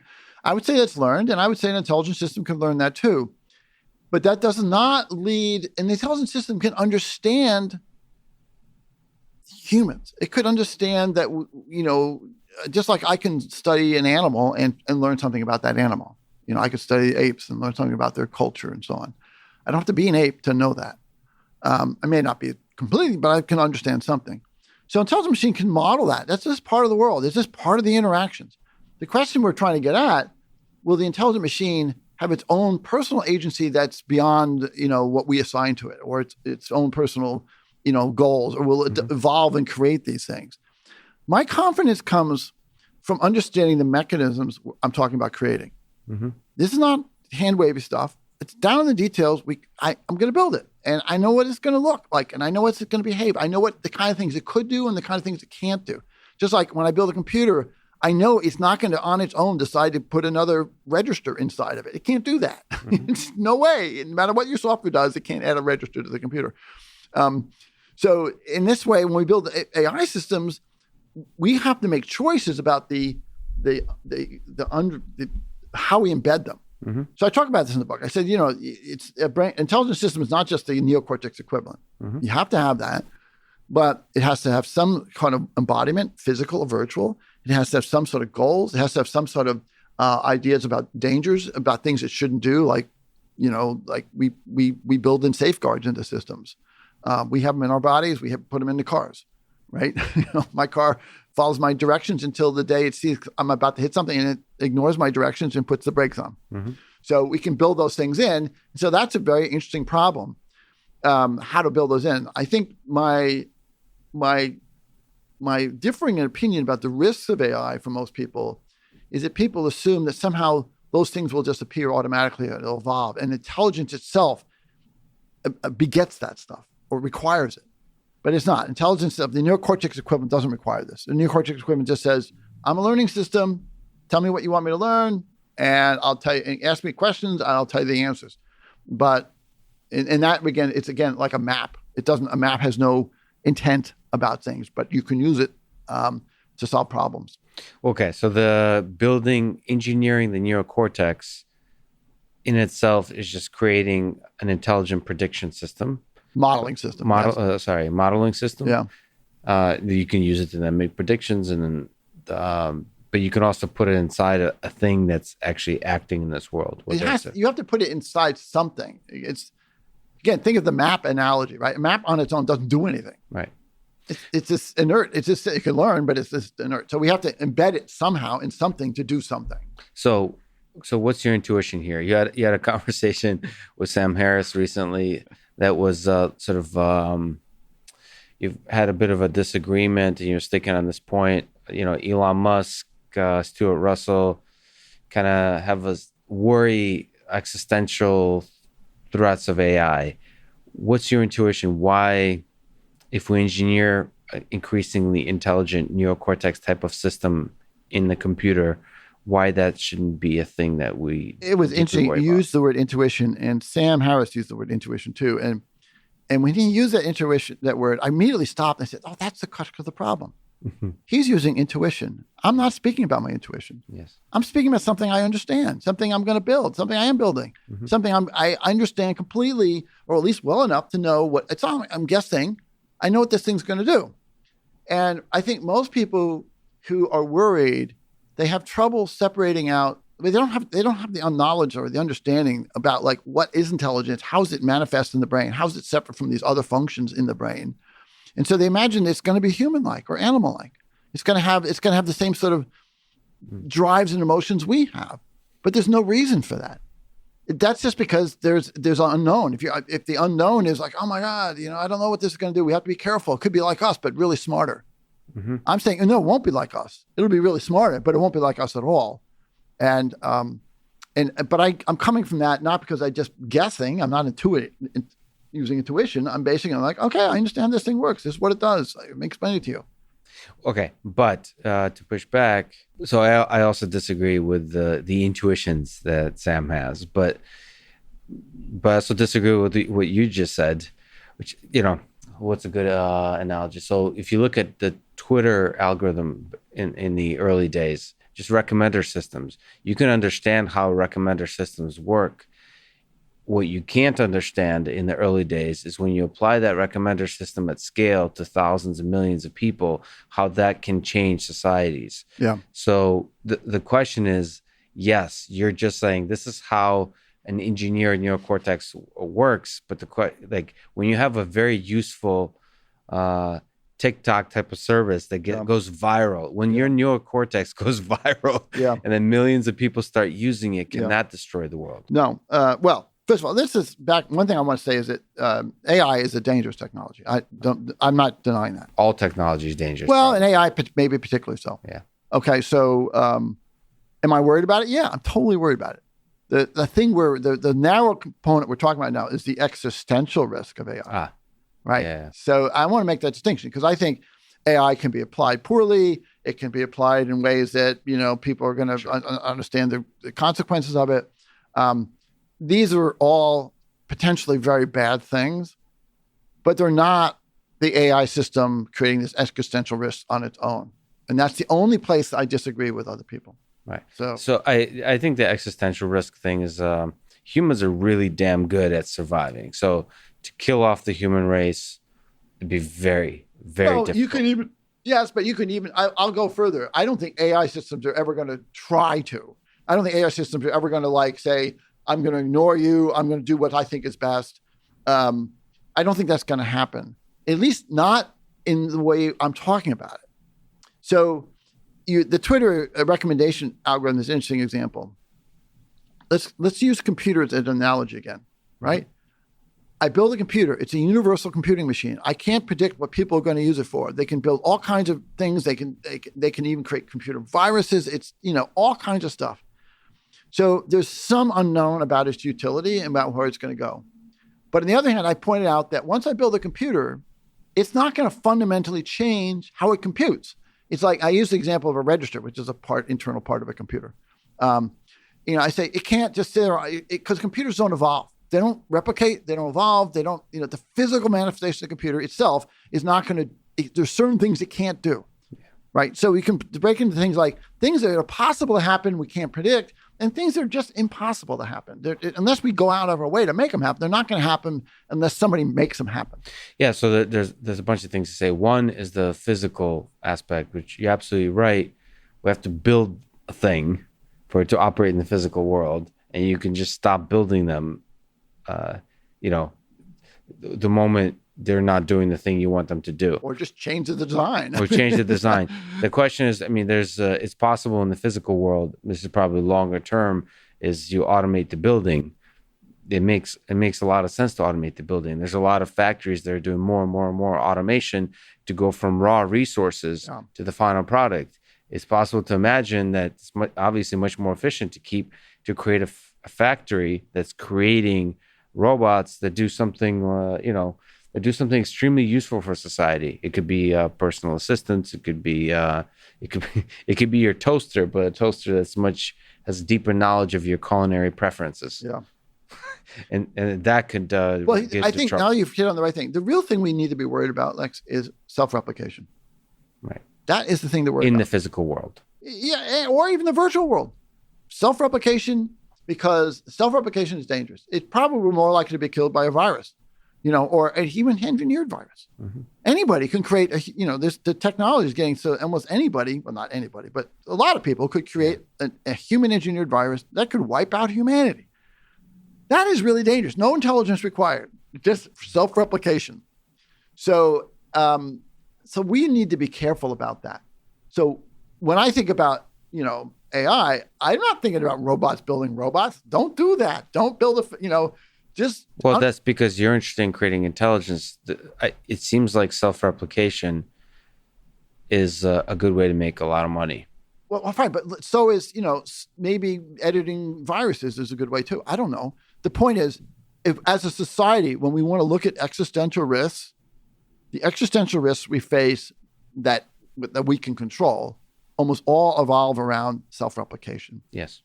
The question is, I don't see a good way to make a lot of money by engineering viruses and deploying them on the world. Well, right, there could be applications that are useful. But let's separate out. I mean, you don't need to. All you need is some, terrorist who wants to do it because it doesn't take a lot of money to make viruses. Mm-hmm. Let's just separate out what's risky and what's not risky. Mm-hmm. I'm arguing that the intelligence side of this equation is not risky. It's not risky. It's not risky at all. It's the self-replication side of the equation that's risky. Right. And I'm not dismissing that. I'm scared as hell. It's like the paperclip maximizer thing. Yeah. Those are often like talked about in the same conversation. I think you're right. Like creating ultra intelligent, super intelligent systems is not necessarily coupled with arbitrarily self-replicating systems. Yeah. And you don't get evolution unless you're self-replicating. Yeah. And so I think that's the gist of this argument, that people have trouble separating those two out. They just think, oh, yeah, intelligence is like us. And look at the damage we've done to this planet. Look how we've, destroyed all these other species. Yeah, well, we replicate. We're 8 billion of us or 7 billion of us now. So I think the idea is that the more intelligent we're able to build systems, the more tempting it becomes from a capitalist perspective of creating products, the more tempting it becomes to create self-reproducing systems. All right. So let's say that's true. So does that mean we don't build intelligent systems? No, that means we regulate, we understand the risks, we regulate them. Yeah. Look, there's a lot of things we could do as society which have some sort of financial benefit to someone, which could do a lot of harm. And we have to learn how to regulate those things. We have to learn how to deal with those things. I will argue this. I would say the opposite. Like I would say having intelligent machines at our disposal will actually help us in the end more because it'll help us understand these risks better. It'll help us mitigate these risks better. There might be ways of saying, oh, well, how do we solve climate change problems? How do we do this or how do we do that? That just like computers are dangerous in the hands of the wrong people, but they've been so great for so many other things, we live with those dangers. And I think we have to do the same with intelligent machines. But we have to be constantly vigilant about this idea of A, bad actors doing bad things with them, and B, don't ever create a self-replicating system. And by the way, I don't even know if you could create a self-replicating system that uses a factory. That's really dangerous. Nature's way of self-replicating is so amazing. It doesn't require anything. It just, the thing and resources, and it goes, right? Yeah. If I said to you, you know what, we have to build, our goal is to build a factory that builds new factories. And it has to end-to-end supply chain. Yeah. It has to mine the resources, get the energy. I mean, that's really hard. It's, no one's doing that in the next, 100 years. I've been extremely impressed by the efforts of Elon Musk and Tesla to try to do exactly that. Not from raw resource. Well, he actually, I think, states the goal is to go from raw resource to the final car in one factory. Yeah, and that's the main goal. Yeah. Of course, it's not currently possible, but they're taking huge leaps. Well, he's not the only one to do that. This has been a goal for many industries for a long, long time. It's difficult to do. Well, a lot of people, what they do is instead they have like a million suppliers, and then they there's everybody's manufacturing. They all co-locate them, and they tie the systems together. It's a fundamentally distributed system. But even I think that also is not getting at the issue I was just talking about, which is self-replication. It's, self-replication means there's no entity involved other than the entity that's replicating, right? And so if there's humans in the loop, that's not really self-replicating, right? It's unless somehow we're duped into doing it. Well, but it's also, I don't necessarily agree with you because you've kind of mentioned that AI will not say no to us. I just think they will. Yeah. So I think it's a useful feature to build in. I'm just trying to put myself in the mind of engineers to sometimes say no. If you I gave the example earlier, right? I gave the example of my car. Yeah. Right. My car turns the wheel and applies the accelerator and the brake, as I say, until it decides there's something dangerous. Yes. And then it doesn't do that. Yeah. Now, that was something it didn't decide to do. It's something we programmed into the car. Mm-hmm. And so good. It was a good idea, right? The question again isn't if we create an intelligent system, will it ever ignore our commands? Of course it will. And sometimes is it going to do it because it came up with its own goals that serve its purposes and it doesn't care about our purposes? No, I don't think that's going to happen. Okay, so let me ask you about these super intelligent cortical systems that we engineer and us humans. Do you think with these entities operating out there in the world, what does the future, most promising future look like? Is it us merging with them? Or is it us, how do we keep us humans around when you have increasingly intelligent beings? Is it one of the dreams is to upload our minds in the digital space? Yeah. So can we just give our minds to these systems so they can operate on them? Yeah. Is there some kind of more interesting merger or is there more So in the third part of my book, I talked about all these scenarios and let me just walk through them. Sure. The uploading the mind one. Yes. Extremely, really difficult to do. We have no idea how to do this, even remotely right now. So it would be a very long way away. But I make the argument you wouldn't like the result. And you wouldn't be pleased with the result. It's really not what you think it's going to be. Imagine I could upload your brain into a computer right now. And now the computer's sitting there going, hey, I'm over here. Great. Get rid of that old bio person. I don't need him. You're still sitting here. Yeah. What are you going to do? No, that's not me. I'm here, right? Yeah. Are you going to feel satisfied in that? Then but people imagine, look, I'm on my deathbed and I'm about to, expire, and I push the button and now I'm uploaded. But just think about it a little differently. And so I don't think it's going to be a thing because people, by the time we're able to do this, if ever, because you have to replicate the entire body, not just the brain. I walk through the issues. It's really substantial. Do you have a sense of what makes us us? Is there a shortcut to what can only save a certain part that makes us truly ours? No, but I think that machine would feel like it's you too. Right. Right. You have two people, just like I have a child, right? I have two daughters. Mm-hmm. They're independent people. I created them. Well, Yeah. partly. Yeah. And I don't, just because they're somewhat like me, I don't feel I'm them and they don't feel like I'm me. So if you split apart, you have two people. So we can come back to what consciousness, if you want. We can talk about that. But we don't have a remote consciousness. I'm not sitting there going, "Oh, I'm conscious of that." I'm in that system over there. So let's stay on our topic here. Okay, so sure. One was uploading a brain. Yep.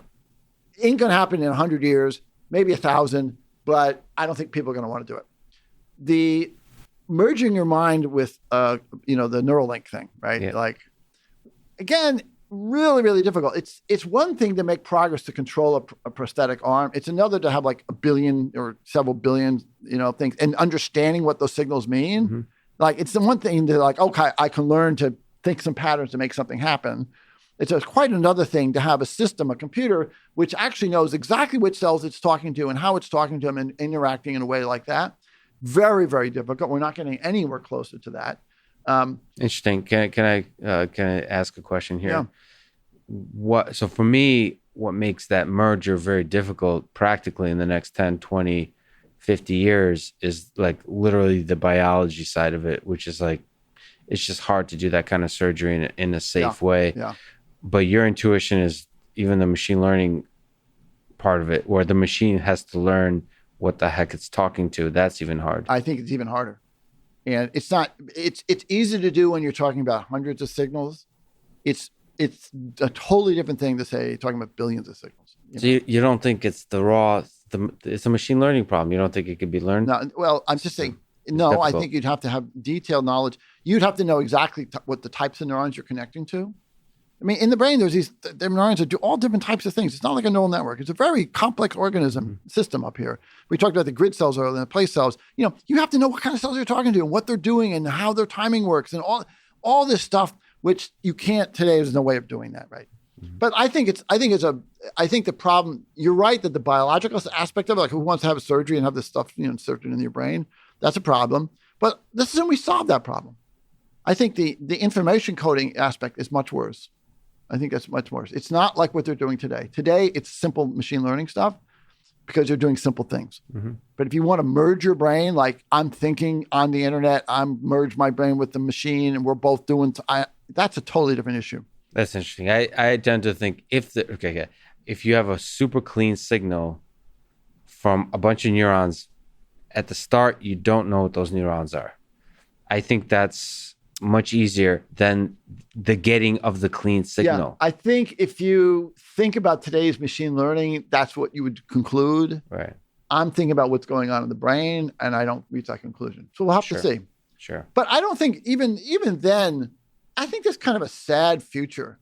Like, do I have to like plug my brain into a computer? I'm still a biological organism. Mm-hmm. I assume I'm still going to die. So what have I achieved? Right? What have I achieved in doing some sort of... Oh, I disagree. We don't know what those are, but it seems like there could be a lot of different applications. It's like virtual reality is to expand your brain's capability to read Wikipedia. Yeah, but fine. But you're still a biological organism. Yes. You're still mortal. You're still all right. All of those things. What are you accomplishing? You're making your life in this short period of time better, right? Just like having the internet made our life better. Yeah. Yeah. Okay. So I think that's if I think about all the possible gains we can have here, that's a marginal one. It's an individual. Hey, I'm better. I'm smarter. But fine. I'm not against it. I just don't think it's earth changing. So this is the true of the internet. When each of us individuals are smarter, we get a chance to then share our smartness. We get smarter and smarter together as a collective. This is kind of like this ant colony of intelligence. But why don't I just create an intelligent machine that doesn't have any of this biological nonsense? That has all the same. It's everything except don't burden it with my brain. Yeah. Right? It has a brain. It is smart. It's like my child, but it's much, much smarter than me. So I have a choice between doing some implant, doing some hybrid weird, biological thing that's bleeding and all these problems and limited by my brain, or creating a system which is super smart that I can talk to, that helps me understand the world, that can read the internet, read Wikipedia and talk to me. I guess the open questions there are, what does the manifestation of superintelligence look like? So, like, what are we going to? You talked about, why do I want to merge with AI? Like, what's the actual marginal benefit here? If we have a superintelligent system, how will it make our life better? So that's a great question, but let's break it into little pieces. All right. On the one hand, it can make our life better in lots of simple ways. You mentioned like a care robot or something that helps me do things. It cooks. I don't know what it does, right? Little things like that. We can have better, smarter cars. We can have, better agents, aids helping us in our work environment and things like that. To me, that's like the easy stuff, the simple stuff in the beginning. Mm-hmm.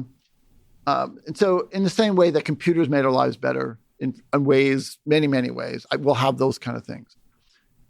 To me, the really exciting thing about AI is sort of its transcendent quality in terms of humanity.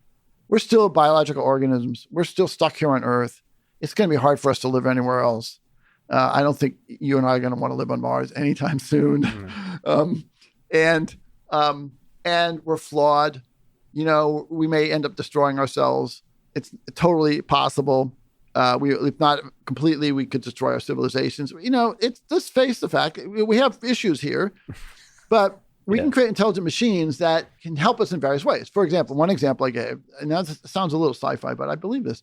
If we really wanted to live on Mars, we'd have to have intelligent systems that go there and build the habitat for us, not humans. Humans are never going to do this. It's just too hard. But could we have 1,000 or 10,000, engineer workers up there doing this stuff, building things, terraforming Mars? Sure, maybe we can move to Mars. But then, if we want to go around the universe, should I send my children around the universe, or should I send some intelligent machine, which is like a child, that represents me and understands our needs here on Earth, that could travel through space? So it's in some sense, intelligence allows us to transcend the limitations of our biology. And don't think of it as a negative thing. It's in some sense, my children transcend my biology too, because they live beyond me. Yeah. And they represent me, and they also have their own knowledge, and I can impart knowledge to them. So intelligent machines will be like that too, but not limited like us. But the question is, there's so many ways that transcendence can happen, and the merger with AI and humans is one of those ways. So you said intelligent, basically beings or systems propagating throughout the universe, representing us humans. They represent us humans in the sense they represent our knowledge and our history, not us individually. Mm-hmm. Right. But I mean, the question is it just a database with a really damn good model? No, of the world? Conscious just like us. Okay, but just different. They're different, just like my children are different. They're like me, but they're different. These are more different. I guess maybe I take a very broad view of our life here on Earth. I say, why are we living here? Are we just living because we live? Mm-hmm. Are we surviving because we can survive? Are we fighting just because we want to just keep going? What's the point of it? Yeah. Right? So to me, the point, if I ask myself, what's the point of life, is what transcends that ephemeral sort of biological experience is, to me, this is my answer, is the acquisition of knowledge, to understand more about the universe and to explore. And that's partly to learn more, right? I don't view it as a terrible thing if the ultimate outcome of humanity is we create systems that are intelligent, that are our offspring, but that are not like us at all. And we stay here and live on Earth as long as we can, which won't be forever, but as long as we can. But that would be a great thing to do. It's not like a negative thing. Well, would you be okay then if the human species vanishes, but our knowledge is preserved and keeps being expanded by intelligent systems? I want our knowledge to be preserved and expanded. Yeah. Am I okay with humans dying? No, I don't want that to happen. But if it does happen, what if we were sitting here and we were the last two people on Earth and we're saying, Lex, we blew it. It's all over, right? Yeah. Wouldn't I feel better if I knew that our knowledge was preserved and that we had agents that knew about that that left Earth? I would want that. It's better than not having that. I make the analogy of the dinosaurs, the poor dinosaurs. They lived for, tens of millions of years. They raised their kids. They fought to survive. They were hungry. They did everything we do. And then they're all gone. Yeah. And if we didn't discover their bones, nobody would ever know that they ever existed, right? Do we want to be like that? I don't want to be like that. Well, there's a sad aspect to it, and it kind of is jarring to think about that it's possible that a human-like intelligent civilization has previously existed on Earth. Oh, yeah. The reason I say this is it is jarring to think that we would not, if they went extinct, we wouldn't be able to find evidence of them. After a sufficient amount of time. After a sufficient amount of time. Of course, there's basically humans. If we destroy ourselves now, human civilization destroy ourselves now, after a sufficient amount of time, we'd find evidence of the dinosaurs. We would not find evidence of us humans. Yeah, that's kind of an odd thing to think about. Although I'm not sure if we have enough knowledge about species going back for billions of years that we might be able to eliminate that possibility. But it's an interesting question. Of course, this is a similar question to, there were lots of intelligent species throughout our galaxy that have all disappeared. That's super sad that there may have been much more intelligent alien civilizations in our galaxy that are no longer there. Yeah. You actually talked about this. That humans might destroy ourselves. Yeah. And how we might preserve our knowledge. Yeah. And advertise that knowledge to other. Advertise is a funny word to use. From a PR perspective. There's no financial gain in this. Make it from a tourism perspective, make it interesting. Can you describe how? Well, how there's a couple things. I broke it down into two parts. Well, actually, three parts. One is, there's a lot of things we know that what if our civilization collapsed? Yeah, I'm not talking tomorrow. We could be 1,000 years from now, Lex. We don't really know, but historically, it would be likely at some point. Time flies when you're having fun. Yeah, that's a good way to put it. Could we? And then intelligent life evolved again on this planet. Wouldn't they want to know a lot about us and what we knew? Wouldn't be able to ask us questions? So one very simple thing I said, how would we archive what we know? Mm-hmm. That was a very simple idea. I said, what? That wouldn't be that hard. Put a few satellites, going around the sun, and we upload Wikipedia every day and that kind of thing. If we end up killing ourselves, well, it's up there, and the next intelligent species will find it and learn something. They would like that. They would appreciate that. So that's one thing. The next thing I said, well, what if how outside of our solar system? Mm-hmm. We have the SETI program. We're looking for these intelligent signals from everybody. And if you do a little bit of math, which I did in the book, and you say, well, what if intelligent species only live for 10,000 years before, technologically intelligent species, like ones that are really able to do the stuff we're just starting to be able to do? Mm-hmm. Well, the chances are we wouldn't be able to see any of them because they would have all been disappeared by now. They've lived for 10,000 years and now they're gone. And so we're not going to find these signals being sent from these people because, but I said, what kind of signal could you create that would last 1 million years or 1 billion years? That someone would say, damn it, someone smart lived there. We know that. That would be a life-changing event for us to figure that out. Well, what we're looking for today in the SETI program isn't that. We're looking for very coded signals in some sense. And so I asked myself, what would be a different type of signal one could create? I've always thought about this throughout my life. And in the book, I gave one possible suggestion, which was we now detect planets going around other suns, other stars, and we do that by seeing the slight dimming of the light as the planets move in front of them. That's how we detect planets elsewhere in our galaxy. Mm-hmm. What if we created something like that just rotated around our around the sun, and it blocked out a little bit of the light in a particular pattern that someone said, hey, that's not a planet, that is a sign that someone was once there. You can say, what if it's beating up pi, 3 point whatever. So the idea from a distance, you can from a distance, broadly broadcast, takes no continual activation on our part. This is the key, right? No one has to be sitting there running a computer and supplying it with power. Mm-hmm. It just goes on. So we go, it continues. And I argued that part of the SETI program should be looking for signals like that. And to look for signals like that, you ought to figure out how would we create a signal? Like, what would we create that would be like that would persist for millions of years, that would be broadcast broadly, that you could see from a distance, that was unequivocal, came from an intelligent species.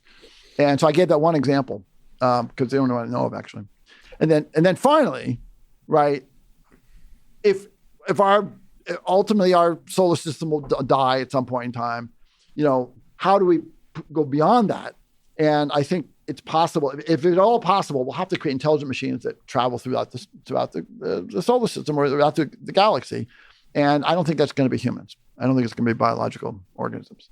So these are just things to think about, like what's the old, I don't want to be like the dinosaur. I don't want to just live and okay, that was it. We're done, Well, there is a kind of presumption that we're going to live forever, which I think it is a bit sad to imagine that the message we send, as you talk about, is that we were once here instead of we are here. Well, it could be we are still here, but it's more of an insurance policy in case we're not here.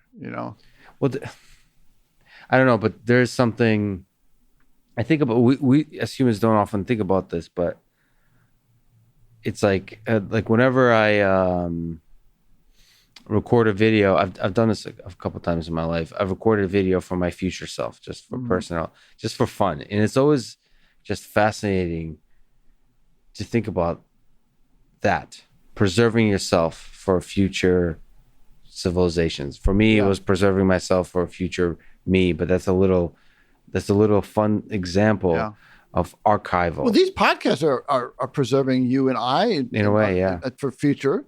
Hopefully well after we're gone. But you don't often, we're sitting here talking about this. You are not thinking about the fact that you and I are going to die and there'll be like 10 years after somebody watching this and we're still alive. In some sense I do. I'm here because I want to talk about ideas. Right. And these ideas transcend me and they transcend this time on our planet.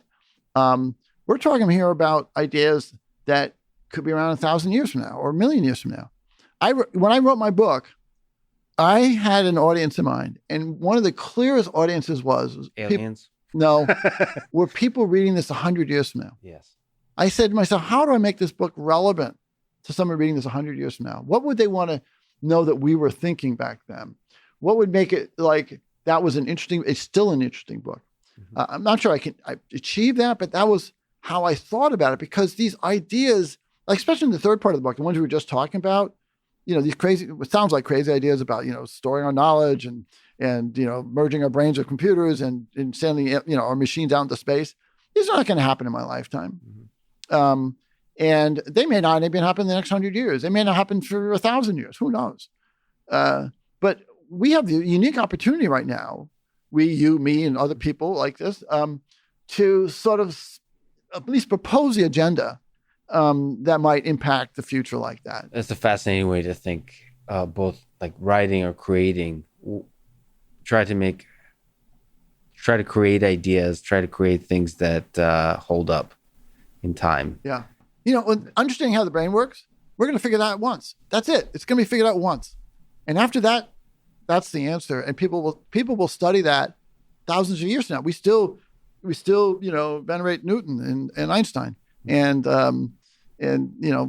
because ideas are exciting even well into the future. The interesting thing is like big ideas, even if they're wrong, are still useful.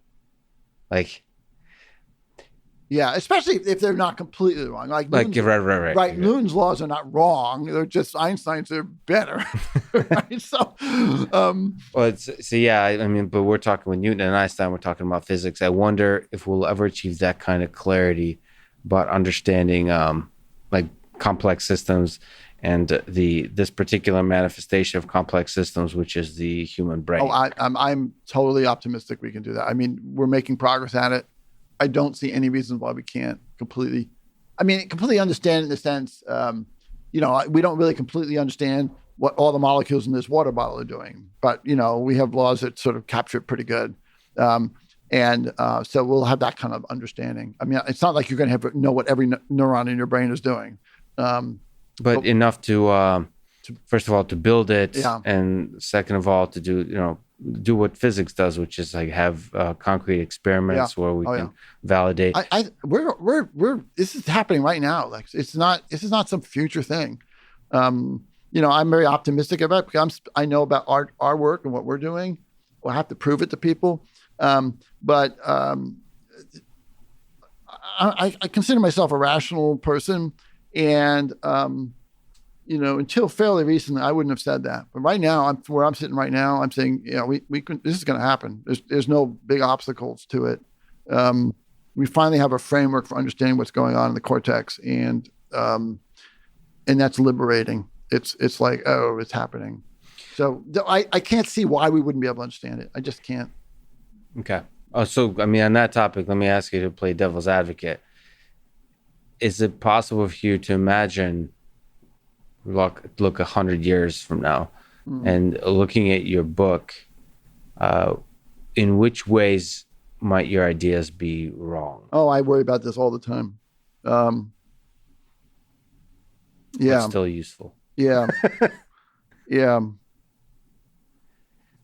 I think there's, I can best relate it to like things I'm worried about right now. Mm-hmm. So we talk about this voting idea, right? It's happening. There's no question it's happening, but it could be far more.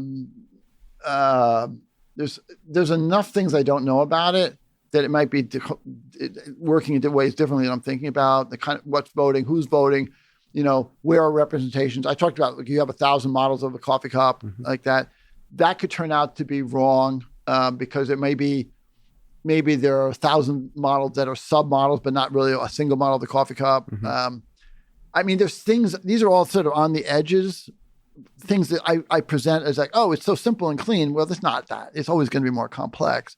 And there's parts of the theory which I don't understand the complexity well. So I think the idea that the brain is a distributed modeling system is not controversial at all, right? That's well understood by many people. The question then is, are each cortical column an independent modeling system? Right. I could be wrong about that. I don't think so, but I worry about it. My intuition, not even thinking why you could be wrong, is the same intuition I have about any sort of physicist, like string theory, that we as humans desire for a clean explanation. And 100 years from now, intelligent systems might look back at us and laugh at how we try to get rid of the whole mess by having simple explanation, when the reality is it's way messier. And in fact, it's impossible to understand. You can only build it. It's like this idea of complex systems and cellular automata. Is you can only launch the thing, you cannot understand it. Yeah, I think that, the history of science suggests that's not likely to occur. Right. The history of science suggests that, look, as a theorist, and we're theorists, you look for simple explanations, right? Fully knowing that whatever simple explanation you're going to come up with is not going to be completely correct. I mean, it can't be. I mean, it's just more complexity. But that's the role of theorists play. They give you a framework on which you now can talk about a problem and figure out, okay, now we can start digging more details. The best frameworks stick around while the details change. Again, the classic example is Newton and Einstein, right? Newton's theories are still used. They're still valuable. They're still practical. They're not like wrong.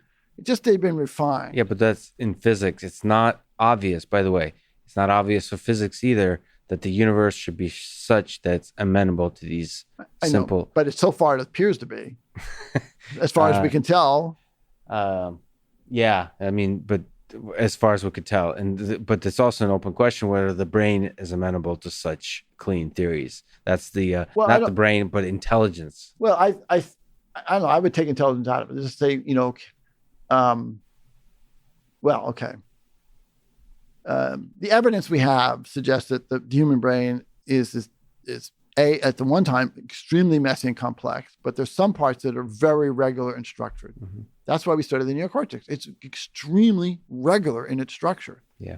And unbelievably so. And then I mentioned earlier, the other thing is it's universal abilities. It is so flexible to learn so many things. We haven't figured out what it can't learn yet. We don't know, but we haven't figured it out yet. But it can learn things that it never was evolved to learn. So those give us hope. That's why I went into this field, because I said, this regular structure, it's doing this amazing number of things. There's got to be some underlying principles that are common, and other scientists have come up with the same conclusions. And so it's promising. It's promising, yeah. and whether the theories play out exactly this way or not, that is the role that theorists play. And so far, it's worked out well, even though maybe we don't understand all the laws of physics, but so far it's been pretty damn useful. The ones we have, yeah. our theories are pretty useful. You mentioned that we should not necessarily be, at least to the degree that we are, worried about the existential risks of artificial intelligence relative to human risks from human nature being an existential risk. What aspect of human nature worries you the most in terms of the survival of the human species? I have to admit, I'm disappointed in humans. I mean, all of us. I'm one, so I'm disappointed in myself too. It's kind of a sad state. There's two things that disappoint me. One is how it's difficult for us to separate our rational component of ourselves from our evolutionary heritage, which is, not always pretty. Mm-hmm. Rape is an evolutionary good strategy mm-hmm. for reproduction. Murder can be at times too. Making other people miserable at times is a good strategy for reproduction. It's just, and so now that we know that, and yet we have this sort of, you and I can have this very rational discussion talking about, intelligence and brains and life and so on. It seems like it's so hard. It's just a big transition to get all humans to make the transition from be like, let's pay no attention to all that ugly stuff over here. Let's just focus on the interesting. What's unique about humanity is our knowledge and our intellects. But the fact that we're striving is in itself amazing, right? The fact that we're able to overcome that part, and it seems like we are more and more becoming successful at overcoming that part. That is the optimistic view, and I agree with you. Yeah. But I worry about it. I'm not saying I'm worrying about it. I think maybe that was your question. I still worry about it. Yes. We could end tomorrow because some terrorist could get nuclear bombs and, blow us all up. Who knows, right? The other thing I'm disappointed is, and it's just, I understand it. I guess you can't really be disappointed. It's just a fact, is that we're so prone to false beliefs. We have a model in our head. The things we can interact with directly, physical objects, people, that model's pretty good. And we can test it all the time, right? I touch something, I look at it, I talk to you, see my model's correct. Mm-hmm. But so much of what we know is stuff I can't directly interact with. I only know because someone told me about it. Yeah. And so we're inherently prone to having false beliefs, because if I'm told something, how am I going to know it's right or wrong, right? And so then we have the scientific process, which says we are inherently flawed.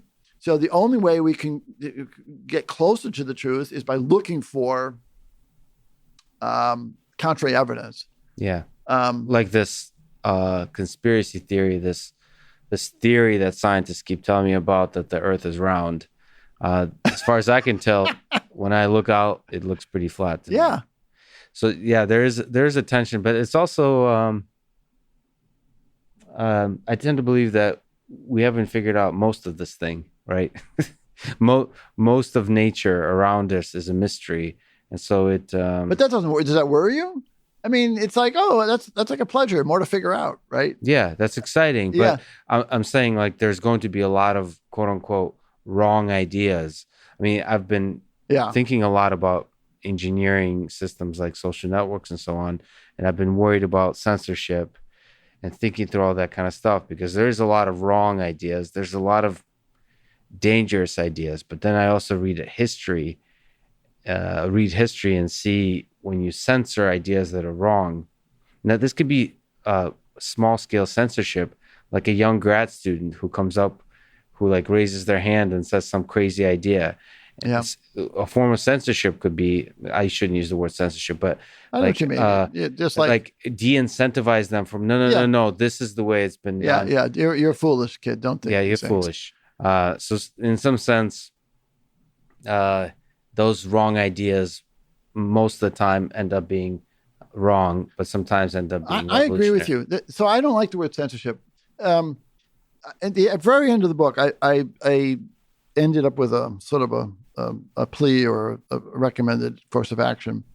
And the best way I know how to deal with this issue that you bring up is if everybody understood as part of your upbringing in life, something about how your brain works, that it builds a model of the world, how it works, how basically it builds that model of the world, and that the model is not the real world. It's just a model. And it's never going to reflect the entire world. And it can be wrong. And it's easy to be wrong. And here's all the ways you can get a wrong model in your head, right?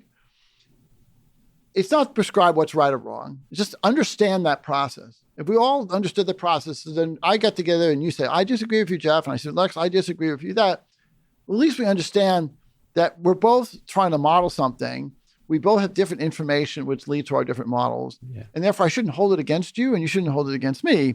And we can at least agree that, well, what can we look for in that's common ground to test our beliefs, as opposed to so much as we raise our kids on dogma, which is this is a fact and this is a fact and these people are bad and where if everyone knew just to be skeptical of every belief and why and how their brains do that, I think we might have a better world.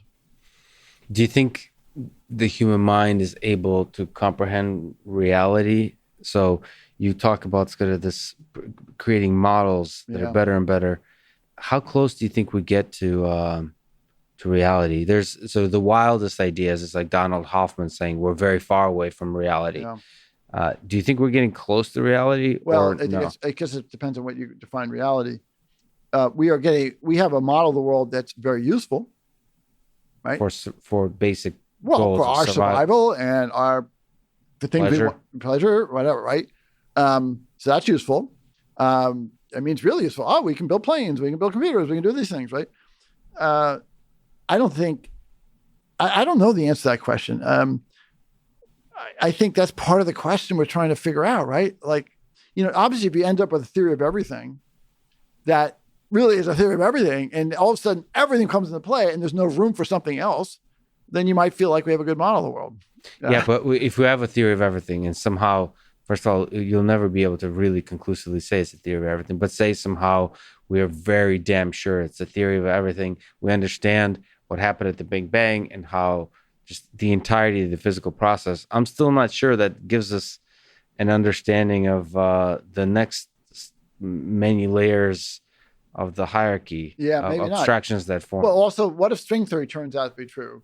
And then you say, well, we have no reality, no modeling of what's going on in those other dimensions that are wrapped into it on each other. Yeah. Right? So, or the multiverse, I honestly don't know how for us, for human interaction, for ideas of intelligence, how it helps us to understand that we're made up of vibrating strings that are like 10 to the whatever times smaller than us.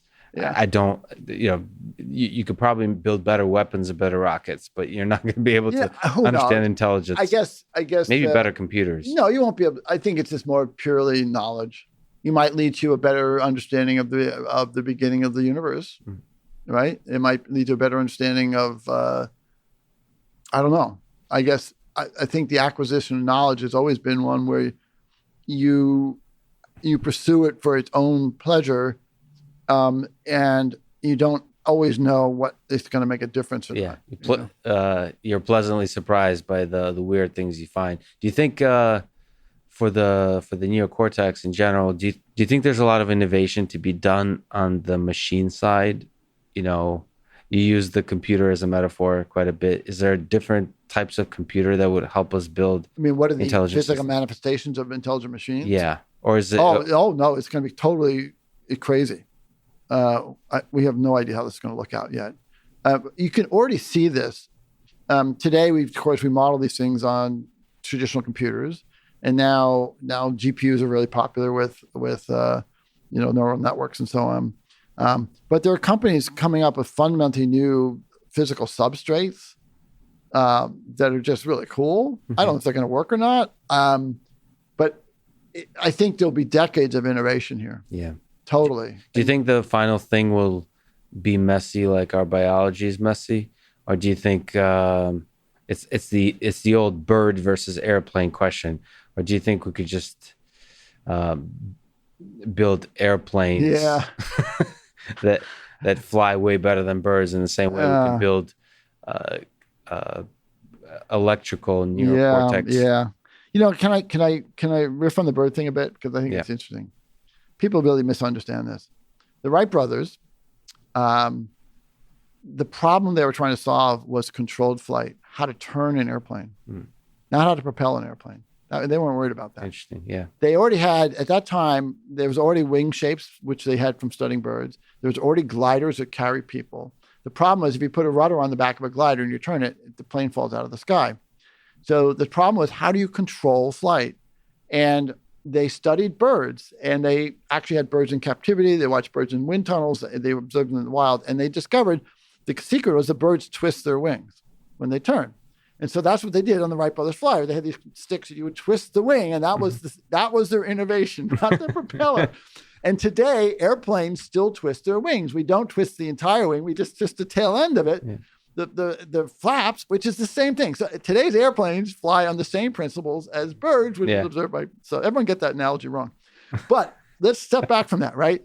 Once you understand the principles of flight, you can choose how to implement them. Yeah. No one's going to use bones and feathers and muscles, but they do have wings, and we don't flap them. We have propellers. So when we have the principles of computation that goes into modeling the world in a brain, we understand those principles very clearly. We have choices on how to implement them, and some of them will be biological-like, and some won't. And but I do think there's going to be a huge amount of innovation here. Just think about the innovation in the computers. They had to invent the transistor. They invented the silicon chip. They had to invent, then this software. I mean, it's zillions of things they had to do. Memory systems. It's going to be similar. Well, it's interesting that the deep learning, the effectiveness of deep learning for specific tasks is driving a lot of innovation in the hardware, which may have effects for actually allowing us to discover intelligent systems that operate very differently, or at least much bigger than deep learning. Yeah, interesting. So ultimately, it's good to have an application that's making our life better now, because the capitalist process, if you can make money, that works. I mean, the other way, Neil deGrasse Tyson writes about this, is the other way we fund science, of course, is through military. So conquests. So here's an interesting thing we're doing on this regard.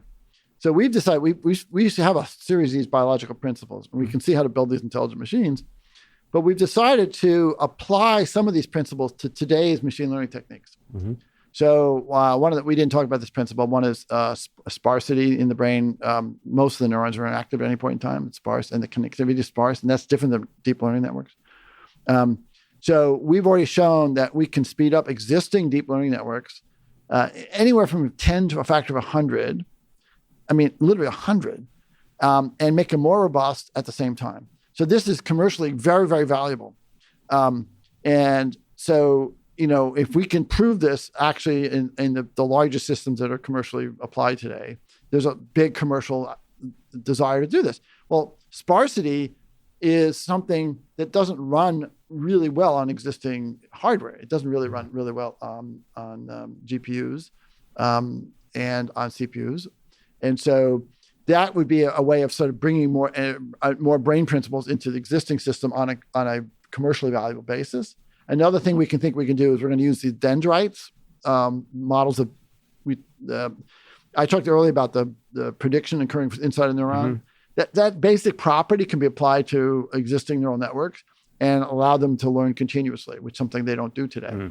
And so they solve the dendritic spikes that you were talking about. Yeah. Well, we wouldn't model them as spikes, but the idea that you have today's neural networks have something called a point neuron, which is a very simple model of a neuron. And by adding dendrites to them at just one more level of complexity, that's in biological systems, you can solve problems in continuous learning and rapid learning. So we're trying to bring the existing field, and we'll see if we can do it. We're trying to bring the existing field of machine learning commercially along with us. You brought up this idea of paying for it commercially along with us as we move towards the ultimate goal of a true AI system. Even small innovations on neural networks are really, really exciting. Yeah. Because it seems like such a trivial model of the brain and applying different insights that just even, like you said, continuous learning or making it more asynchronous or maybe making more dynamic or like incentivizing. Or making more robust, even just more robust. And making it somehow much better, incentivizing sparsity somehow. Yeah. Well, if you can make things 100 times faster, then there's plenty of incentive there. That's true. People are spending millions of dollars, just training some of these networks now, these transformer networks.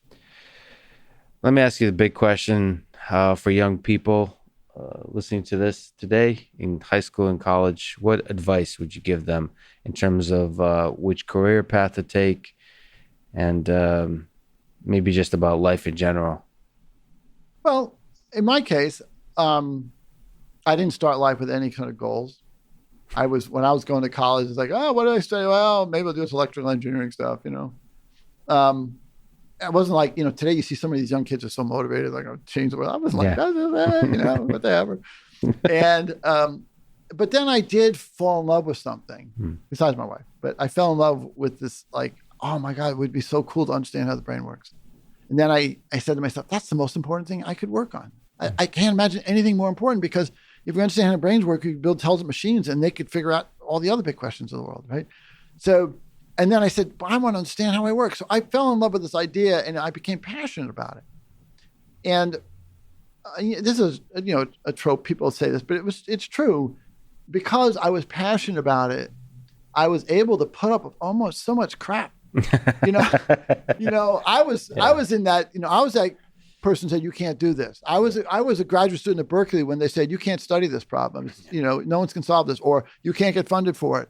Then I went to do, mobile computing, and it was like people say, you can't do that. You can't build a cell phone. So, but all along I kept being motivated because I wanted to work on this problem. I said, I want to understand how the brain works. And if I got myself, I got one lifetime, I'm going to figure it out, do as best I can. So by having that, because, it's really, as you point out, Lex, it's really hard to do these things. There's so many downers along the way.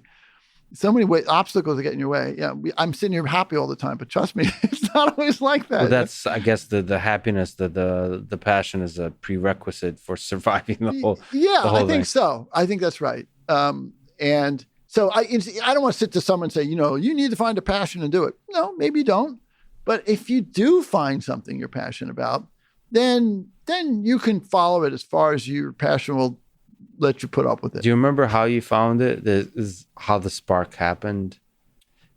Why specifically for me? Yeah, like, because you said it's such an interesting, so like almost like later in life. By later, I mean like not when you were 5. Yeah. You didn't really know, and then all of a sudden you fell in love with that. Yeah. There was 2 separate events that compounded one another.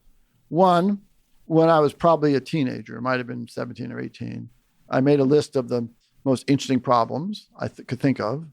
First was, why does the universe exist? Seems like not existing is more likely. Yeah. The second one was, well, given it exists, why does it behave the way it does? It's laws of physics. Why is it equal MC squared, not MC cubed? That's an interesting question. I don't know. Third one was like, what's the origin of life? And the fourth one was, what's intelligence? And I stopped there. I said, well, that's probably the most interesting one. And I put that aside as a teenager. But then when I was 22 and I was reading I was 70. It was 1979, 1979. I was reading, at that time I was 22. I was reading the September issue of Scientific American, which is all about the brain. And then the final essay was by Francis Crick, who of DNA fame. And he had taken his interest to studying the brain now. And he said, there's something wrong here. He says, we got all this data all this fact. This is 1979. All these facts about the brain. Tons and tons of facts about the brain. Do we need more facts?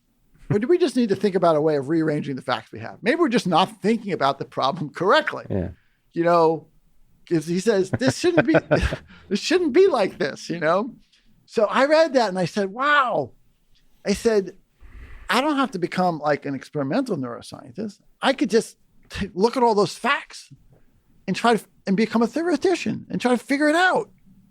And I said, that I felt like it was something I would be good at. I said, I wouldn't be a good experimentalist. I don't have the patience for it. But I'm a good thinker and I love puzzles. And this is like the biggest puzzle in the world. It's the biggest puzzle of all time. And I got all the puzzle pieces in front of me. Damn, that was exciting. And there's something, obviously you can't convert into words, that it just kind of sparked this passion. I mean, I have that a few times in my life, just something, just like you, it grabs you. Yeah. I felt it was something that was both important and that I could make a contribution to. Yeah. And so all of a sudden it felt like, oh, it gave me purpose in life. Yeah. You know? I honestly don't think it has to be as big as one of those 4 questions. No. I think you can find those things in the smallest. Oh, absolutely. I'm with David Foster Wallace said, like, the key to life is to be unboreable. I think it's very possible to find that intensity of joy in the smallest of things. Absolutely.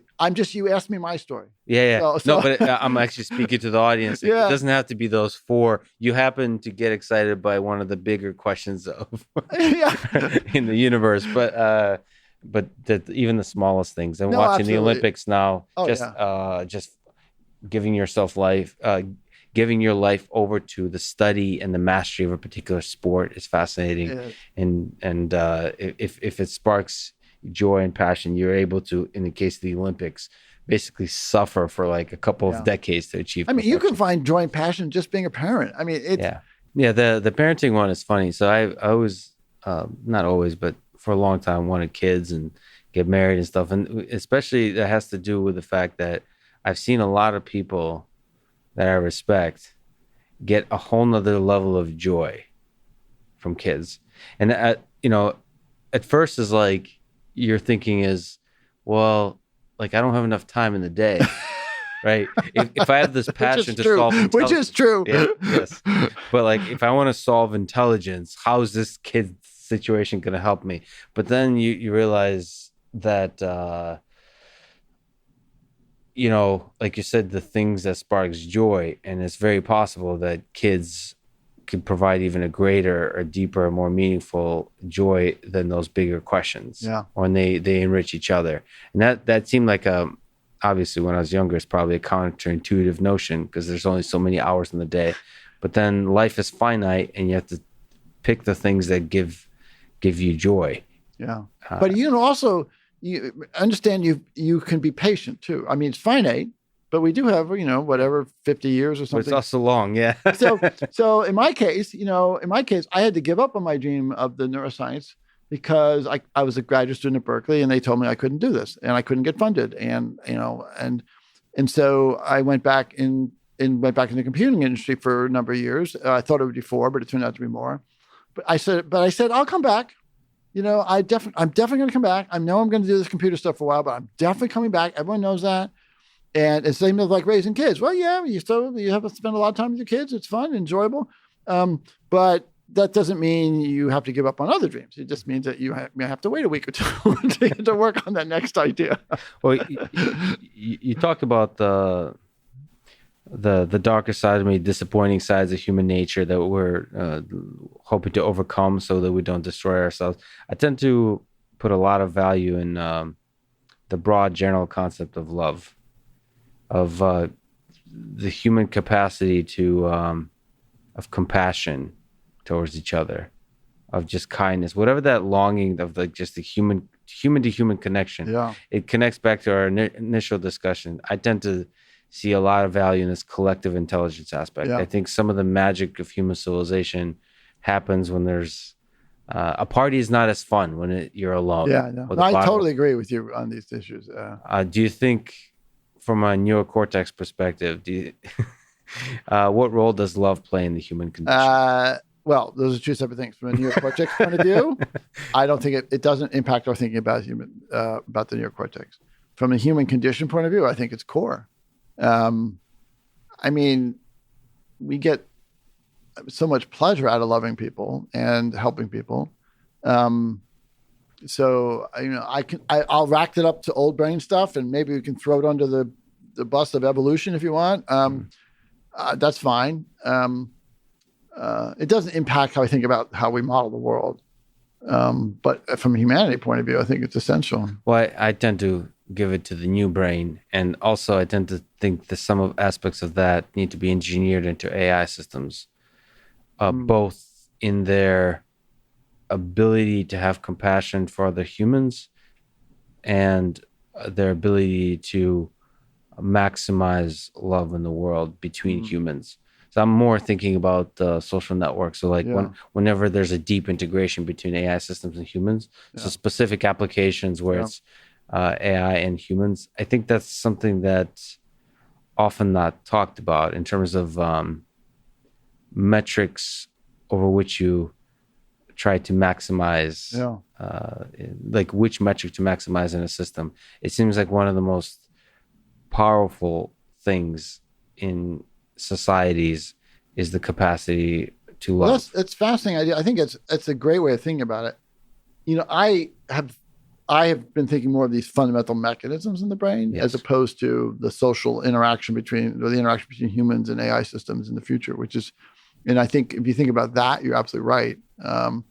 But that's a complex system. I can have intelligent systems that don't have that component, but they're not interacting with people. You know, they're just running something or building someplace or something. I don't know.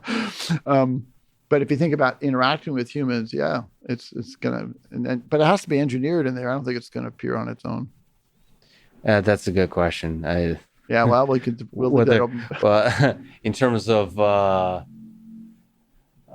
a reinforcement learning perspective, whether the darker sides of human nature or the better angels of our nature win out, statistically speaking, I don't know. I tend to be optimistic and hope that love wins out in the end. You've done a lot of incredible stuff, and your book is driving towards this fourth question that you started with on the nature of intelligence. What do you hope your legacy for people reading 100 years from now? How do you hope they remember your work? How do you hope they remember this book? Well, I think as an entrepreneur or a scientist or any human who's trying to accomplish some things, I have a view that really all you can do is accelerate the inevitable. It's like, you know, if we didn't study the brain, someone else would study the brain. If Elon just didn't make electric cars, someone else would do it eventually. And if Thomas Edison didn't invent a light bulb, we wouldn't be using candles today. Mm-hmm. So what you can do as an individual is you can accelerate something that's beneficial and make it happen sooner than whatever. That's really it. That's all you can do. You can't create a new reality that it wasn't going to happen. So from that perspective, I would hope that our work, not just me, but our work in general, people would look back and said, hey, they really helped make this better future happen sooner. They helped us understand the nature of false beliefs sooner than we might have. Now we're so happy that we have these intelligent machines doing these things, helping us that solved the climate change problem, and they made it happen sooner. Mm-hmm. So I think that's the best I would hope for. Some would say those guys just move the needle forward a little bit in time. Well, it feels like the progress of human civilization there's a lot of trajectories. And if you have individuals that accelerate towards one direction, that helps steer human civilization. So I think in a long stretch of time, all trajectories will be traveled, but I think it's nice for this particular civilization on Earth to travel down one that's not. Yeah, well, I think you're right. I mean, look, we have take the whole period of World War II Nazism or something like that. Well, that was a bad sidestep, right? We went over there for a while, but there is the optimistic view about life that ultimately it does converge in a positive way. It progresses ultimately, even if we have years of darkness. So Yeah. So I think you can perhaps, that's accelerating the positive. It could also mean eliminating some bad missteps along the way too. But I'm an optimistic in that way. I was like, despite we talked about the end of civilization, I think we're going to live for a long time. I hope we are. I think our society in the future is going to be better. We're going to have less discord. We're going to have less people killing each other. We'll solve. We'll make we'll live in some sort of way that's compatible with the carrying capacity of the earth. I'm optimistic these things will happen, and all we can do is try to get there sooner. And at the very least, if we do destroy ourselves, we'll have a few satellites orbiting that will tell alien civilization that we were once, or maybe here. Our future, future inhabitants of Earth. Imagine we, the Planet of the Apes scenario. We kill ourselves, and a million years from now or a billion years from now, there's another species on the planet. These curious creatures were once here. Yeah. Jeff, thank you so much for your work, and thank you so much for talking to me once again. Well, actually, it's great. I love what you do. I love your podcast. You have the most interesting people, me aside. So it's a real service I think you do for, in a very broader sense, for humanity, I think. Thanks, Jeff. All right. It's a pleasure. Thanks for listening to this conversation with Jeff Hawkins. And thank you to Code Academy, BioOptimizers, ExpressVPN, 8 Sleep, and Blinkist. Check them out in the description to support this podcast. And now, let me leave you with some words from Albert Camus. An intellectual is someone whose mind watches itself. I like this because I'm happy to be both halves, the watcher and the watched. Can they be brought together? This is a practical question we must try to answer. Thank you for listening and hope to see you next time.